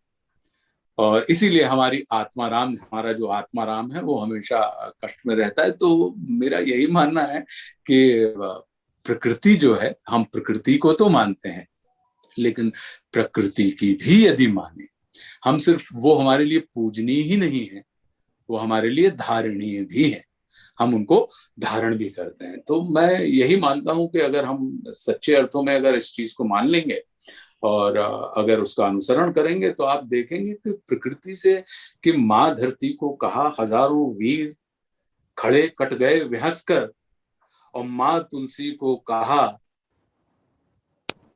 एक जो माँ के ऊपर है कि मुक्त पवन सा मनमौजीपन जीवन का आनंद कहाँ है, और जहां प्यार से बेटा कहकर छाती से लिपटाती माँ है। तो ये जो प्रकृति है, ये तो हमारी माता के जैसी होती है कि माँ जिस पर रीझी मुख चूमा वही सलोना राम हो गया, और जिसकी अलग सवार डिठोना लगा दिया घनश्याम हो गया, और जिन्हें बांस के धनुष सनोड़ी के तीरों से खेल खिलाए, और वही जगत में अर्जुन जैसे कुशल धनुषधारी बनाए। और माँ तुलसी को कहा सभी ने श्रद्धा से अपने दृग मीचे, और माँ गौ को कह दिया सभी के शीश झुके चरणों के नीचे, और माँ धरती को कहा हजारों वीर खड़े कट गए विहस कर, और माँ गंगा को कहा नदी का पानी हुआ अमृत से बढ़कर। तो मेरा ये मानना है कि यदि हम इस चीज के ऊपर अगर हम जो कहते हैं, और हम ये कहते हैं कि प्रकृति जो हमारी माँ है, क्योंकि वो अन्न देती है, वो जल देती है, वो जीवन देती है, तो जल जंगल जमीन ही हमारे जय और जीवन का एकमात्र आधार है। हाँ, जल जंगल जमीन जीवन, और जन और जीवन सर, हमारा जन, हमारा जीवन ही हमारी जय का आधार है। तो मेरा ये मानना है कि हमें प्रकृति, क्योंकि हम ही आखिरी जनरेशन हैं जो प्रकृति की, इस धरती की रक्षा कर सकते हैं, इस प्लेनेट की रक्षा कर सकते हैं। अन्यथा हमारे बाद अब फिर वो जो हम छोड़ के जा रहे हैं, दे के जा रहे हैं, वो हमारी संतानें हमसे कहेंगी कि आपने, आपके बुजुर्गों ने आपके साथ इतना अत्याचार नहीं किया था, लेकिन आपने हमारे साथ बहुत अत्याचार किया। बहुत अच्छा भाई साहब। भाई साहब, इसी बात पे मुझे आपके बचपन की एक वाकया याद आता है जो आपने मेरे साथ शेयर किया था कि बचपन में आपको जबलपुर, वॉइस नहीं, आपका वॉइस अंबर, तुम्हारी आवाज जो है वो मुझे तो बहुत कम आ रही है, लेकिन थोड़ा रेस करना पड़ेगा वॉल्यूम आपको। अभी आ रही है भाई साहब? आपके बचपन का एक वाकया जो आपने मेरे साथ साझा किया था कि बचपन में आप जबलपुर में 7 दिन के लिए आपको बोर्डिंग स्कूल में रखा गया, और संडे को परम आदरणीय बाबूजी और माताजी आपसे मिलने आए, और आपने उनके चरण स्पर्श न करते हुए उन्हें गुड इवनिंग से स्वागत किया। जी। उस वक्त पिताजी ने आपको पूरी मीटिंग हो जाने के बाद में आपको ये कहा कि चलो सामान पैक कर लो, अपन वापस चलेंगे, कि जो पढ़ाई आपको 7 दिन में अपने माँ बाप के चरण छूने से दूर कर ले, इतना संवेदनहीन बना दे कि आप अपने माँ से गले लिपटने में शर्मा जाएं, तो क्या उसी तरह से आज हम आधुनिकता की चादर इतनी ओढ़ते वक्त इतने संवेदनहीन हो गए कि हम हमारी प्रकृति के साथ में जो हमारा आदिकाल से जो हमारा संबंध है, आदिकाल से जो हमारा संबंध है प्रकृति के साथ, हम उसे भूल गए? देखो अंबर, इसको आप सिर्फ आधुनिकता को दोष मत दीजिए जी। कहीं ना कहीं मेरा ये मानना है कि जब आप जड़ से उखड़ते हैं, क्योंकि वही पेड़ आसमान तक पहुंचते हैं जो अपनी जड़ों के ऊपर खड़े रहते हैं, तो आधुनिक यानी आप किसी दूसरे क्षितिज को जब आप प्राप्त करते हैं तो वो कोई बड़ी बुराई बात नहीं, बड़ी बुरी बात नहीं है, लेकिन कहीं ना कहीं आपको कुछ नया प्राप्त करने के लिए आपको अपना पुराना छोड़ने की जरूरत नहीं होती। मेरा यही मानना है। ये बिल्कुल ऑर्केस्ट्रा के जैसा है कि ऑर्केस्ट्रा में मृदंग अलग स्वर में बजता है, बांसुरी अलग सुर में बजती है, ढोलक अलग सुर में बजती है, गिटार अलग सुर में बजता है, और सिंगर जो होता है इन सब की ध्वनियां अलग अलग हैं। लेकिन जब ये एक सुर में बजते हैं, जब ये एक सुर में आ जाते हैं तो उस ऑर्केस्ट्रा का आनंद आता है। लेकिन इनमें से अगर एक भी वाद्य यंत्र असुर हो जाए, यानी सुर से अलग हो जाए, तो वो पूरी की पूरी संगीत संध्या के अमृत को विस्मय कर देता है। तो मेरा यही मानना है कि जो सुर में चले, सुर और असुर की जो अवधारणा होती है वो क्या है, तो जो सुर में चले प्रकृति के सुर के साथ चले वो सुर हैं, और जो प्रकृति के सुर के साथ नहीं चल रहे हैं वो असुर हैं। तो असुर का मतलब कोई सींग वाले या लंबे दांत वाले वो हमने और आपने नहीं देखे। मेरा यही अपना मानना है कि जब जिनको रक्ष संस्कृति मतलब रक्षण करने की संस्कृति हमारी थी, लेकिन जब रक्षक ही जब उसका भक्षण करने लगे तो फिर वो रक्ष से राक्षस हो जाता है। तो मैं इसको ऐसे नहीं लेता कि सिर्फ आधुनिकता के उसमें, लेकिन एक बड़ी बारीक बात कह रहा हूं। और चूंकि आप लोग सब आर्किटेक्ट्स का संबंध चूंकि बड़े आदमियों से होता है, उन लोगों का होता है जिनकी बड़ी बड़ी मुख्य पत्रिकाओं पर और बिजनेस पत्रिकाओं पर जिनकी कवर फोटो आती है, तो हमारी और आपकी सफलता का सूत्र क्या माना जाता है? हमारी और आपकी सफलता का सूत्र आपके अंदर कितने गुण हैं ये नहीं माना जाता, आपने कितना पैसा कमाया ये माना जाता है कि आप दुनिया के सबसे सफल आदमी हैं। क्यों? क्योंकि आपके पास इतने इतने रुपए की वेल्थ है। आप उसके बाद दूसरे नंबर के सफल आदमी हैं क्योंकि आपका जो वेल्थ का वैल्यूएशन हो रहा है वो हमारी और आपकी सफलता के पैमाने होते हैं। तो हमने घर को उठा के कहीं ना कहीं बाजारी बात को मतलब मान को उठा के दाम को ही हमने सम्मान का जब प्रतिरूप बना दिया है, श्रेष्ठता का प्रतिरूप बना दिया है, तो फिर हम दाम की तरफ तो बढ़ेंगे ही। तो अगर नए बच्चे दाम की तरफ बढ़ते हैं, धन की तरफ बढ़ते हैं, और हम ये कहते हैं कि धन के पीछे वो पागल हो रहे हैं, तो वो क्या गलत करते हैं? हम उनको क्यों दोष दें? क्यों? क्योंकि हमारी तो पैमाना ही वो है। बड़ी बड़ी अखबार, बड़ी बड़ी पत्रिकाएं ही छाप रही हैं कि वो इसलिए दुनिया के 10 सफल लोग, यानी सफलता का पैमाना कौन? आपकी संपत्ति, आपके संस्कार, आपकी संस्कृति, आपकी सभ्यता नहीं। वो देखने का हमको और आपको समय नहीं है। सभ्यता और संस्कृति, सभ्यता का मतलब ही होता है कि आपके पास क्या है, व्हाट यू हैव, और संस्कृति का मतलब होता है आप कैसे हैं। सही बात। तो ये जो बात है, तो आप कैसे हैं की तरफ तो हम जा ही नहीं रहे हैं। आपके पास क्या है को ही हमने सभ्यता को ही जब संस्कृति के नाम से प्रचारित कर दिया है, और फिर हम अपने बच्चों से, नई जनरेशन से ये कहें, हम लोगों से आप अपेक्षा करें कि नहीं आप संस्कृति को छोड़ रहे हैं, तो भाई संस्कृति के नाम से आपने सभ्यता को मतलब what you have, how much you have, कि जब आपने हमको बता दिया, क्योंकि हमारा भी तो मन है, उन बच्चों का भी तो मन है कि वो कवर पेज पे आए। तो जब भी कभी अब किसी ऐसे धनपति के मकानों को आपके दोनों संस्थान या उनकी फैक्ट्रीज को या उनके बड़े प्रोजेक्ट को करें, तो उन धनपतियों से रिक्वेस्ट करें कि वो स्वयं जब भी कभी उनकी फोटो छपे तो वो कहें कि साहब इसको आप वेल्थ में मत गिनिए, हमारी जो वेल्थ है वो हमारी संपत्ति नहीं, हमारे संस्कार है, और हमारे पास ये संस्कार है। तो आप देखेंगे कि धीरे धीरे लोग उस दिशा में बढ़ने लगे। फिर लोग सफलता की तरफ नहीं जाएंगे, फिर सार्थकता की तरफ बढ़ेंगे। क्यों? क्योंकि सफलता जो होती है वो अतृप्त करती है व्यक्ति को, और सार्थकता जो होती है वो तृप्ति के भाव से बढ़ती है। और भारत का जो दर्शन है वो हमेशा से यही रहा है कि गोधन गजधन बाजीधन और रतन धन खान, और जब आवे संतोष धन सब धन धूरी समान। तो ये संतोष धन तो आज की तारीख में हमारे पास रहा ही नहीं है भैया। भाई साहब, एक समूह ऐसा भी है जो यह कहता है कि अगर हम वृक्षों, नदियों, पहाड़ों और इस पूरी धरती को अगर भगवान का दर्जा ना दें और उन्हें एक वृक्ष, नदी, पहाड़ और धरती के रूप में देखें, तो शायद हम उनका ज्यादा बेहतर संरक्षण कर पाएं।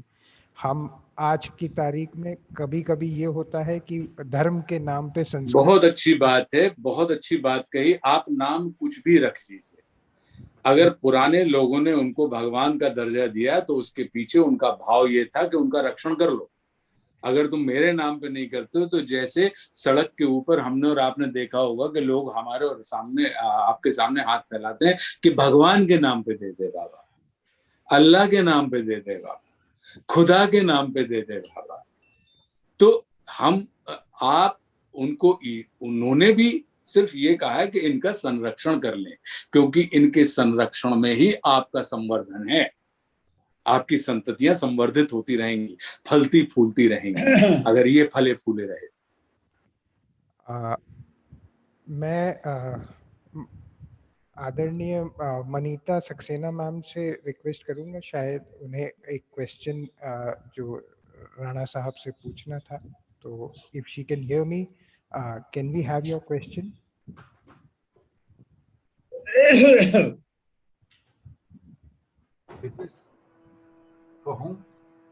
सर आपका बैकड्रॉप बहुत अच्छा है, ये जो अंदर से ईंटें दिख रही हैं मुझे। I love your backdrop. Which one, sir? Your house? This is, yes, yeah, your house, your room. Yeah, that is built by the famous architect called Laurie Baker. जो cost-effective technology के ऊपर less with all environment-friendly features have been done. He was a Britisher, but he came to India in 1947, became an Indian citizen in 1995, sir. Okay. But, we gave citizenship. He's also a Padma Shri. He passed away 100 years, just over about 4 years back. He's no more. He's supposed the father of cost-effective housing and technologies. A famous because it is looking ancient yet modern. Yes, yes, sir. You should visit our home, sir, and come and stay with us, sir. Yes, positively, sir. Thank you so much. Yes, sir. You should come, sir. Thank you. Thank you so much. Ji, Manita ji, can we have your question? Yes, Ambar ji, I'm here with Bill. जी, नमस्कार आशुतोष जी। जी प्रणाम प्रणाम। आपकी अदाकारी, लेखन, even आपके संपूर्ण व्यक्तित्व में माटी की सुगंध हम सभी देखते हैं और उससे बहुत ही प्रभावित हैं सभी लोग। जैसे आपने सुगंध को अपनी कला में ढाला है, क्या आप हमारे छात्रों को मार्गदर्शन देंगे कि वो कैसे इस क्षेत्र को, अपने क्षेत्र में इस सुगंध को अपनी व्यवसाय में लाएं? बिल्कुल, निश्चित रूप से। मतलब आप जो आर्किटेक्चर पढ़ रहे हैं उन बच्चों की बात कर रही हैं? जी जी बिल्कुल, उन्हीं बच्चों की। आज जरा लॉकडाउन खुल जाने दीजिए, क्योंकि अंबर तो हमारी हुंडी है और वो सुनते नहीं है हमारी बात, वो सिर्फ सीधा अड़ जाते हैं। बहुत विनम्र हैं और उनकी विनम्रता वो इतनी अड़ जाती है कि आप ना ही नहीं कर सकते। तो हम निश्चित रूप से जब भी कभी ऐसा होगा, खुल जाने दीजिए एक दफा लॉकडाउन, तो मैं निश्चित रूप से मैं चाहूंगा, क्योंकि आर्किटेक्ट ही हैं जो आज के दौर में प्रकृति की रक्षा कर सकते हैं, और वे ही हैं जो इसके सनद प्रहरी हैं। जी सर। अन्यथा और उनको, मेरा मन है कि वो आम लोगों तक उनकी एक्सेस हो जाए और आम लोगों की उन तक एक्सेस हो जाए, क्योंकि अभी आप सिर्फ खास लोगों के लिए हैं, अभी आम तक नहीं पहुंचे। और मेरा ये मानना है कि आप तब तक खास नहीं होंगे क्योंकि जब तक आप आम से नहीं जुड़ेंगे। तो अभी दूसरे के प्रकाश में तो हम चमक लेते हैं जी, लेकिन जो स्व प्रकाश होता है, इसलिए आम को फलों का राजा कहा जाता है। क्यों? क्योंकि वो आम है। तो हम चाहते हैं कि वास्तुशास्त्रियों और आम समाज का एक बहुत अच्छा एक दूसरे के साथ योगायोग बन जाए, एक दूसरे के साथ वो जुड़ जाए। तो निश्चित रूप से, क्योंकि इसके लिए पर्यावरण की रक्षा के लिए आंदोलन नहीं, अभियान की आवश्यकता है। आंदोलन कुछ लोगों के लाभ के लिए होता है और अभियान जो होता है वो सबके लाभ के लिए होता है। तो ये एक अभियान के तौर पे, और प्रकृति और आज की इस भीषण महामारी के बाद तो हर व्यक्ति को प्रकृति की ना दिखाई देने वाली हवा का भी एहसास हो गया है कि नहीं, प्रकृति का रक्षण संवर्धन कितना आवश्यक है। अब अगर कोई हीरा अंदर डला भी हुआ है तो भैया उस हीरे को अंदर रहने दो। इस हीरे को निकालने के लिए आपको 2-2, 5-5, 10-10 लाख पेड़ काटने की आवश्यकता नहीं है, पहाड़ तोड़ने की आवश्यकता नहीं है। क्यों? क्योंकि वो हीरा क्या कर लेगा। लेकिन ये जो वृक्ष हैं वो लाखों लोगों को कहीं ना कहीं ऑक्सीजन देने का काम कर रहे हैं, और सिर्फ ऑक्सीजन ही नहीं देते हैं, वो जलवायु का निर्माण करते हैं। उन्हीं से हमारे पास पानी भी आता है। पृथ्वी के ऊपर दुनिया के सारे ग्रह पुरलिंग, लेकिन पृथ्वी को स्त्रीलिंग कहा गया है। क्यों? क्योंकि पृथ्वी पर जीवन है, और जीवन इसलिए है क्योंकि यहाँ पे जल है। यहाँ की जो जलवायु है वो अनुकूल है समस्त चराचर जगत के लिए। तो अनुकूल वातावरण को जो प्रतिकूल वातावरण में बदल देते हैं, फिर वो निश्चित रूप से पशुपति तो नहीं होते हैं। और मनुष्य जो है वो पशु और पशुपति के बीच की एक अवस्था है कि यदि वो चाहे ऊपर उठेंगे तो वो पशुपति हो जाएंगे, और नीचे जाएंगे तो वो पशु हो जाएंगे। तो मेरा यही मानना है कि इसको मैं निश्चित रूप से आपकी इस बात को कि मैं विद्यार्थियों के साथ जुड़ूं, और विद्यार्थियों को हम जैसे लोगों के साथ मतलब आपने कहा कि माटी की सुगंध आती है जी। कि मैं ठेठ देहाती व्यक्ति हूँ। मैं गाडरवारा अभी भी मुझसे नहीं छूटा। मेरे लिए गाडरवारा एक छोटा मुंबई है, और मेरे लिए मुंबई जो है वो एक बड़ा गाडरवारा है। तो गाडरवारा हमेशा बरकरार रह रहा है, या सागर जो यूनिवर्सिटी है मेरी वो हमेशा, या बुंदेलखंड या महाकौशल का क्षेत्र जो भी है वो बरकरार है। तो मैं निश्चित रूप से मैं चाहूंगा कि विद्यार्थियों के साथ सीधा संबंध बने, और विद्यार्थियों का समाज के साथ सीधा संबंध बने। धन्यवाद जी, धन्यवाद। हम स्वागत करेंगे, चाहेंगे कि आप जल्दी से जल्दी ये कोरोना पीरियड खत्म होए और आप हमारी संस्था में आए जी। हम आपको बुलाएंगे। निशा श्रीमाली जी, आप आशुतोष जी से कुछ प्रश्न पूछना चाहते थे। आपका प्रश्न आप पुट अप कर सकते हैं।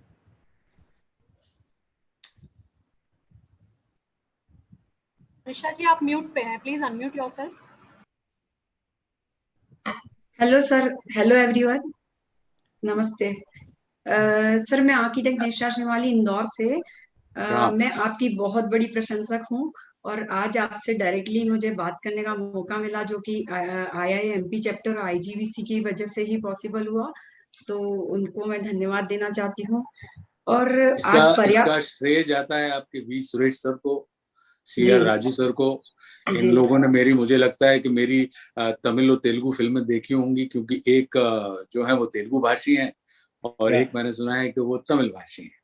और इसका श्रेय जाता है हमारे जो जितेंद्र मेहता सर हैं, जो आपके MP चैप्टर के, और फिर अंबर तो बैठे ही हैं आपके पास। हाँ जी। तो धन्यवाद उनको दें।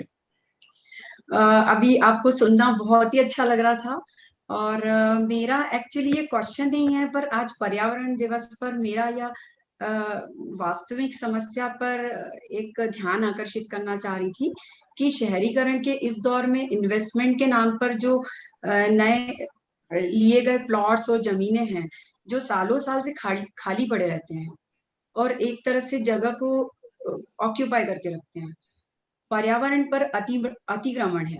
क्योंकि शहर के फैलाव में हम और अधिक जंगल और अधिक हरियाली और अधिक खेतों, ये सब खत्म होते जा रहे हैं। इसी तरह एक परिवार का एक से अधिक गाड़ी खरीदना भी नुकसानदायक है।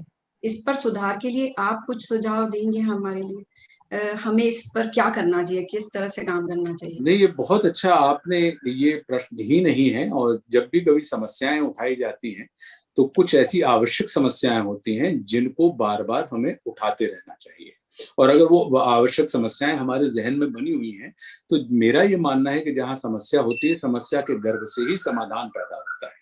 तो जब हमने समस्या को चिन्हित कर दिया कि ये समस्या है कि इन्वेस्टमेंट के नाम के पे आप जगहों को घेर लेते हैं, बाउंड्री लगा देते हैं, वो बैरन लैंड बनी रहती है।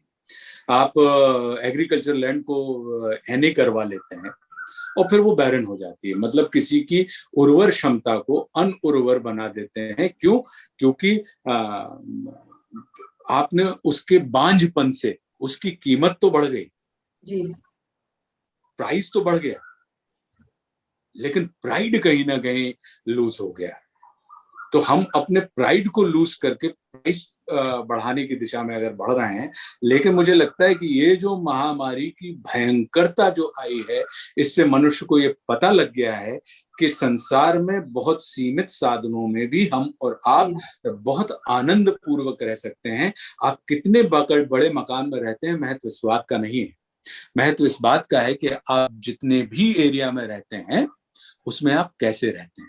अब 5000 फीट का अगर हमने बंगलो बनवा लिया तो 250 फीट में मैं रहता हूं, लेकिन 4750 फीट में मेरा अहंकार रहता है। तो वो वाली जो बात होती है, तो मुझे लगता है कि समस्या चिन्हित हुई है। तो हमारा यही एक निवेदन, क्योंकि क्या हो रहा है कि पता लगा कि आशुतोष राणा ने 4 फिल्में करी और वो अपनी एक जो गाड़ी उनको चाहिए थी उस गाड़ी में चले, लेकिन उन्होंने देखा कि बाजू वाला जो एक्टर है वो अब यार मर्सिडीज में निकलता है, मर्सिडीज की मेरे पास क्षमता नहीं है। तो तुरंत बैंक आ गया मेरे पास कि अरे आशुतोष जी आप क्यों घबराते हैं, आप ये लीजिए ना, आप मर्सिडीज में जाइए।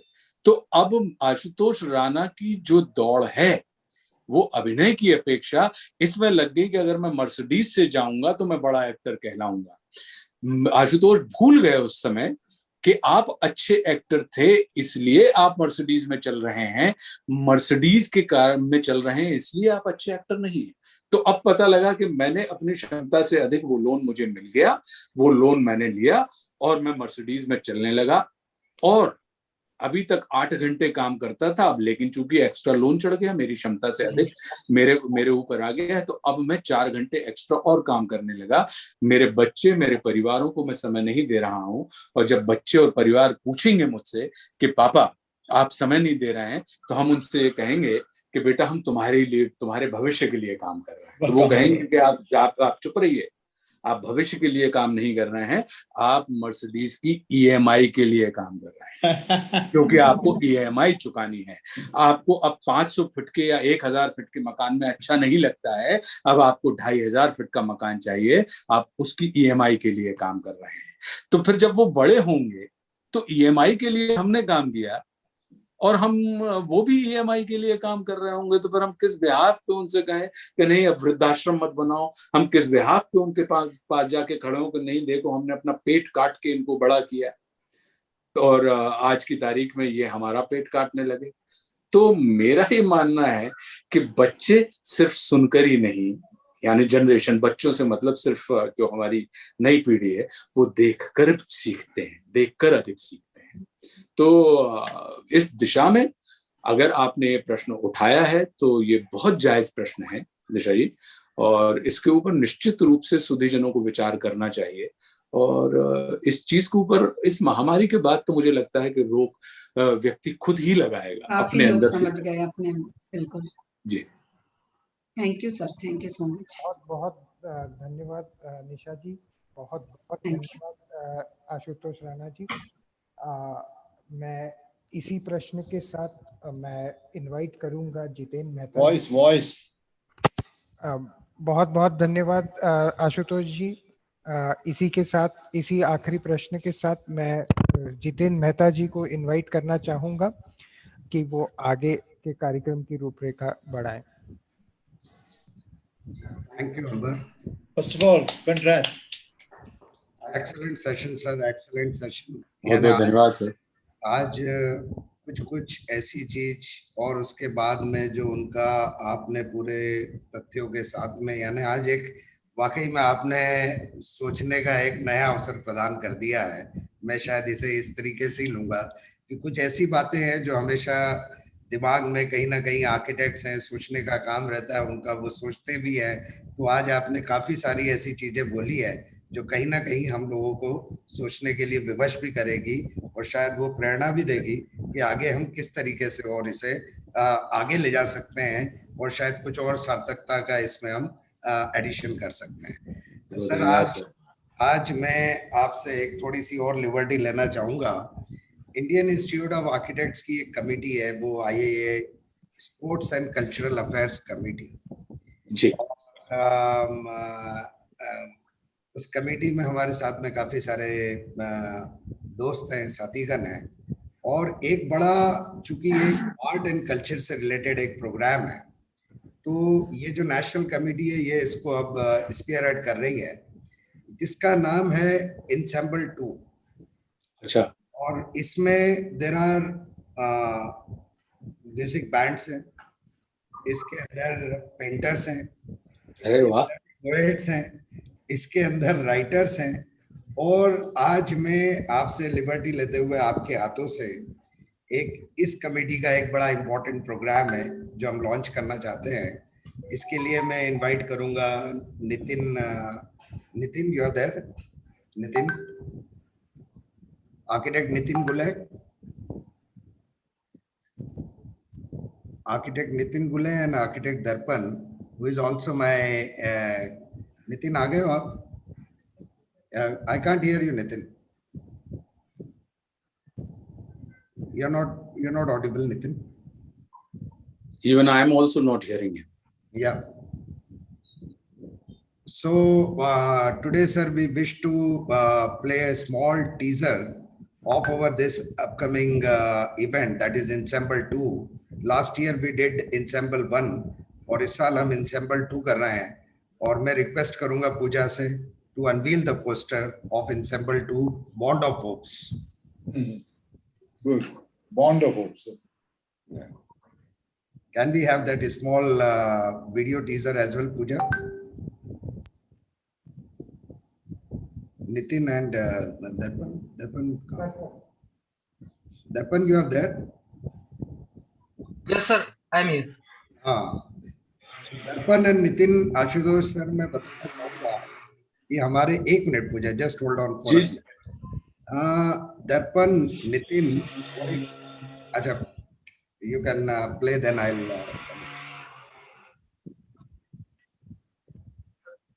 yeah, can you share the video? Yes, sir, I'm sharing. Yeah, thank you.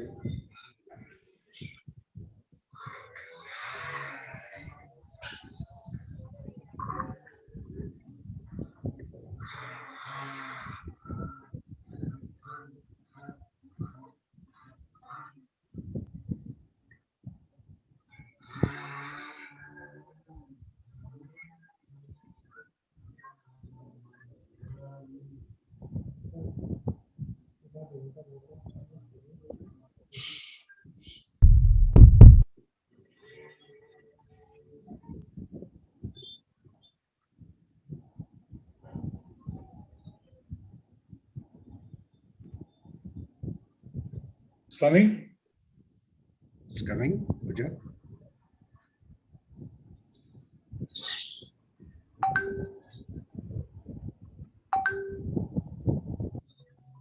Sir, just 1 second. I'm just sharing. No issues. No issues.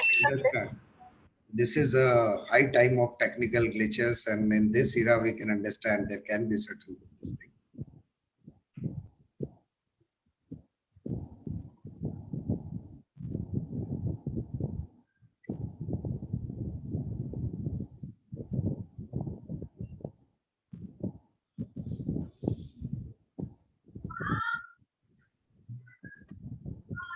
Coming?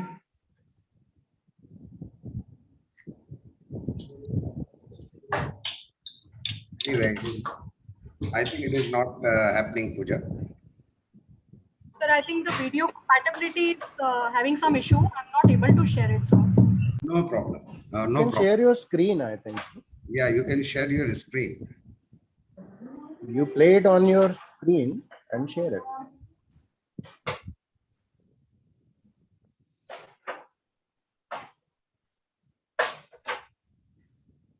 Anyways, meanwhile, can I have a word?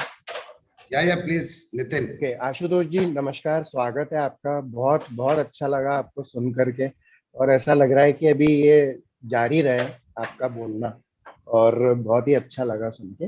अब sir मैं थोड़ा सा इस बारे में बताना चाहूँगा, ये जो बॉन्ड ऑफ होप्स आज आपने अनवील किया है, इसके पीछे का लॉजिक यही है कि अभी चूंकि सभी लोग बहुत ही अजीब परिस्थितियों से गुजर रहे हैं, हमने हमारे बहुत सारे सखाओं को खोया भी है और एक बहुत ही कठिन समय से सब लोग गुजर रहे हैं, लेकिन अब ये चाहा जा रहा है कि क्यों ना हम इसी को अपनी ताकत बना लें और हम आगे जो है वो पूरी पॉजिटिवली जो है वो आगे बढ़े। तो इसका एक माध्यम कला है, जो आप तो चूंकि इस क्षेत्र से जुड़े हुए हैं तो बदस्तूर समझते ही हैं कि कला के माध्यम से हम एक अलग संचार जो है वो ला सकते हैं व्यक्ति में।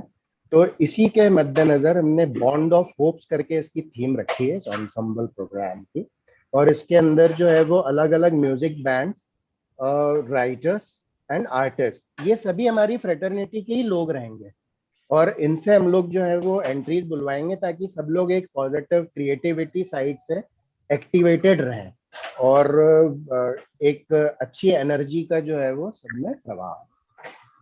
तो इसी के लिए इसका नाम बॉन्ड ऑफ होप्स रखा है। आज आपके माध्यम से इसका उद्घाटन होने जा रहा है, तो इससे बड़ी खुशी की और कोई बात नहीं हो सकती। थैंक यू सो मच, आपका आने का बहुत बहुत धन्यवाद। बड़ी अच्छी योजना है ये आपकी। I think the video is there. Yeah, it's coming now. Yeah, it's coming now.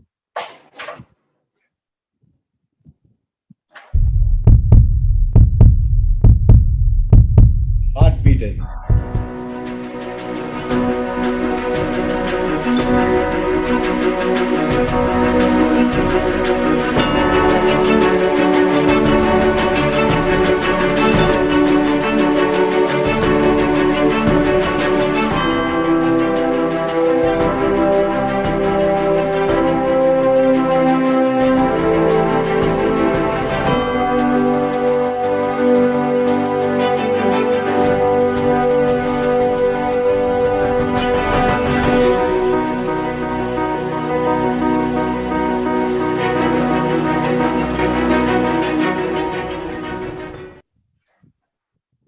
बहुत बहुत धन्यवाद सर, और आशा करेंगे कि आपसे पुनः जो है वो सब लोग मिलेंगे, एकदम आ तो रहे सब दोबारा मिलने के लिए। जल्दी थैंक यू, जल्दी मिलेंगे। Thank you. So taking forward today's event, आज वर्ल्ड एनवायरनमेंट डे पे हम अपने बीच प्रेजेंट दो ऐसे आर्किटेक्ट्स को थोड़ा सा सम्मानित करेंगे। आशुतोष सर, इन्होंने भोपाल शहर में कलियासोत नदी किनारे एक बंजर भूमि पे वृक्षारोपण करके एक बहुत अच्छा उदाहरण प्रस्तुत किया है। आर्किटेक्ट अनुपमा संजीव और आर्किटेक्ट जी संजीव। पूजा जी, क्या इनका एक छोटा सा स्लाइड हम देख सकते हैं? Actually, Ashutosh Rana ji, V. Suresh Saab, C.R. Raju sir, I think this is one of the finest example what architects can give back to the society. These two architects, architects Anupama Sanjeev and architect G. Sanjeev, they took a land. Can we have the next slide, please? It was around 44 hectares of land, 4 acres of land, and this was a total barren land. You can see from the photographs, it was basically a lot of solid waste dumped over there, and it was a total barren land. And they, after through a very effective community participation, they have prepared the land, leveled the land, and the most important thing was that these people, they involved a lot of community architects, engineers, technocrats, and students, and everybody was basically invited to join hands with them. And can we have the next slide, please? इनसे तो मुझे मिलना पड़ेगा sir, ये तो मेरे काम के हैं। हाँ बिल्कुल सर, मैं इनसे आपकी एक मीटिंग कराता हूँ इसमें। और आप अगर देखेंगे, वेरी गुड, वेरी गुड। या this is that Miyawaki forest technology. इससे, and the most important thing which we saw and in this was that the entire families were there, the kids were there, the children were there, which is I think जो शायद एक बात बोली थी राणा साहब ने कि आप अपनी अगली जनरेशन जो है वो हमसे प्रश्न करेगी, तो शायद ये ऐसी पहल थी जो इन दोनों आर्किटेक्ट्स ने किया, जो दोनों हमारे आईए के मेंबर हैं। Can we have the next slide? और शायद जो इनके अथक प्रयासों का जो वो रहा कि ये स्पेस अब ऐसी दिखती है, ये वाली। क्या बात है, वाह। And this is, I think, one of the best practices, जहां पर की दो architects lead लेके, और they are basically turning a barren land to a beautiful urban forest so required for our ecosystem. अब ये आपकी जिम्मेदारी है जितेंद्र सर, आपकी और अंबर की, कि इनसे मुझे आपको मिलवाना ही नहीं पड़ेगा, इनको प्रेरित भी करना पड़ेगा कि मेरे कुछ काम आ जाएं। बिल्कुल सर, और ये आप यानी ये पूरा करेंगे, and they are basically very बड़े डेडिकेटेड उससे काम किया है। और ये तो कमाल, अद्भुत है। उपयोग करते हुए मैं आर्किटेक्ट CR राजू, जो architect CR Raju is with us, actually I am basically going back and forth with both the things. So architect CR Raju sir, I will request you to kindly honor these two architects, architect Anupama Sanjeev and architect G Sanjeev, our members, with a testimonial of appreciation for this fantastic work which they have done for the society. I think architect Anupama Sanjeev and architect Sanjeev, they have walked the talk. Yes. They have started working at the ground level. I think this is what is required today. See, many people can talk in meetings and discourses and things like that. A lot of things can happen. But the most inspiring thing of today's meeting is, one is of course the vast insight of Ashutosh Ji in interpreting various aspects of environment and architecture and things like that, and giving a new dimension and a thought process. That is number one. Now we are immediately seeing an example of two architects, how they have come together and involving the community and doing work at the ground level. Hearty appreciation to both of you. I think your tribe increase, and we will also follow your footsteps. Thank you. Superb. And, fantastic. Connecting to Ashutosh ji, Ashutosh Rana ji, आपके साथ में इनसे connect कराना है। ये मेरी और अंबर की। हाँ सर, ये हम आप मिलके ग्रीन मध्य प्रदेश कन्वर्ट कर देंगे सर। बिल्कुल। पहले ग्रीन मध्य प्रदेश, फिर then green India. Thank you Ashutosh. Definitely, यानी ये दो स्टॉलवर्ड्स बैठे हुए हैं, तो definitely will be doing it. Yes, over to you. Thank you sir, thank you so much. Architect Anupama Sanjeev and architect Sanjeev for this fantastic contribution to our state of Madhya Pradesh. Thank you and full appreciation. Thank you sir. Ashutosh ji, हम आज जानते हैं कि आपके विचारों ने आज हमें एक नई सोच, एक नई दिशा दी है। In the closing moments of this event, I now request architect Vibha Srivastav, Vice Chairman, IAMP chapter, to propose a vote of thanks. Good evening. I am here to present the vote of thanks for Madhya Pradesh Samvad. I would like to thank our guest, Mr. Ashutosh Rana, Chairman IGBC, Mr. V. Suresh, IIA National President, Architect CR Raju, our MP Chapter Chairman, Architect Jitendra Mehta, and past Chairman, Architect Amok Gupta sir, for taking out time from their busy schedule and putting up an informative session for our attendees. Today's interaction was full of knowledge and awareness about environment, green buildings, art and culture. It gave a deep insight into the topic. The day is also remarkable for MOU between IGBC and IIA on World Environment Day. I would also like to thank all the seniors, juniors, students, and the management team for organizing the session. Lastly, I thank the attendees for participating. Thank you all and have a good day. Thank you. Thank you, ma'am. आप सभी अतिथियों का हमारे साथ जुड़ने के लिए बहुत बहुत धन्यवाद। सभी जो मौजूद हैं आज, उनका सबका बहुत धन्यवाद। Thank you. अमन जी, छोटा सा प्रश्न, बस प्रश्न नहीं कहूंगा, मैं उसको कहना चाह रहा था, समय कारण नहीं हो पाया। पर्यावरण अवश्य करेंगे तो परी और आवरण, आपने सारी बात कही। आज हम जितना ज्यादा पर्यावरण को नुकसान कर रहे हैं, कहीं ना कहीं परिवार भी बिखर रहा है। तो परिवार और पर्यावरण साथ चलेगा, इस पर आप जरूर अगली बार हमें ज्ञान। निश्चित रूप से। Thank you once again. Thank you all. Thank you. Thank you, V. Suresh sir. बहुत बहुत धन्यवाद V Suresh sir, CR Raju sir, Jitendra Mehta sir, Nitin ji, Aman ji, Gupta sir और प्रिय अंबर, बहुत बहुत धन्यवाद। बहुत बहुत शुक्रिया। और मैं ये चाहता हूँ कि सिर्फ पर्यावरण दिवस ही ना हो, पर्यावरण दिवस से हम ये एक सिलसिला बना लें कि अब हमारा पूरा जीवन ही पर्यावरण है। बिल्कुल, बहुत सही कहा। बहुत बहुत धन्यवाद। एक छोटी सी बात बोलना चाहूंगा कि आज के इस संवाद से हमारे जो IIA और IGBC के साथ आपका जो रिश्ता बना है वो हम आगे भी कायम रखेंगे और इस सिलसिले को आगे बढ़ाते रहेंगे।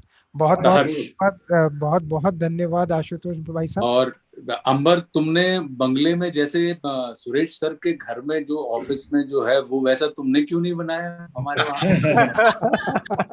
तुम्हारे पास लिबर्टी थी। I will send some photographs. Unfortunately ये रहा, ऑफिस एरिया वैसा बनाना था हमारा। अब मैं उस चीज लाइब्रेरी ऑफिस एरिया, मैं लाइब्रेरी और ऑफिस को इस तरह से रेनोवेट कर दूंगा। बस ठीक है। अगले महीने ही गाडरवाड़ा का कार्यक्रम रख के इस चीज को करवा दूंगा। बहुत बहुत धन्यवाद। बहुत बहुत धन्यवाद। Thank you, sir. Thank you very much. The best program for the World Environment Day. पांचवा program आज का, but the best, सबसे best. Thank you, sir. And Ashutosh Rana ji made it. Thank you. The whole difference. He spoke from his heart. It's a pleasure to hear it. आप जैसे सफल व्यक्ति, आशुतोष जी, आप जैसे सफल व्यक्ति की सार्थकता की बात करेंगे, so that will be inspiring for everyone. Yes, it is, Deepti. You're right. Good. He left already. Thank you so much. Thank you all. Pooja ji, can you please stop the recording? Wonderful job. Raju Garu, what a great day, sir. Thank you very much. Leadership will, many things we should do. Yeah. We got our chapters in every city. So therefore, what you should do is one event every month you should continue to do in different parts of the country. Okay? If you got leadership like that in Indore, like that in every major city, our chapter people are also very active. They are either architects or designers or some of them are engineers, but most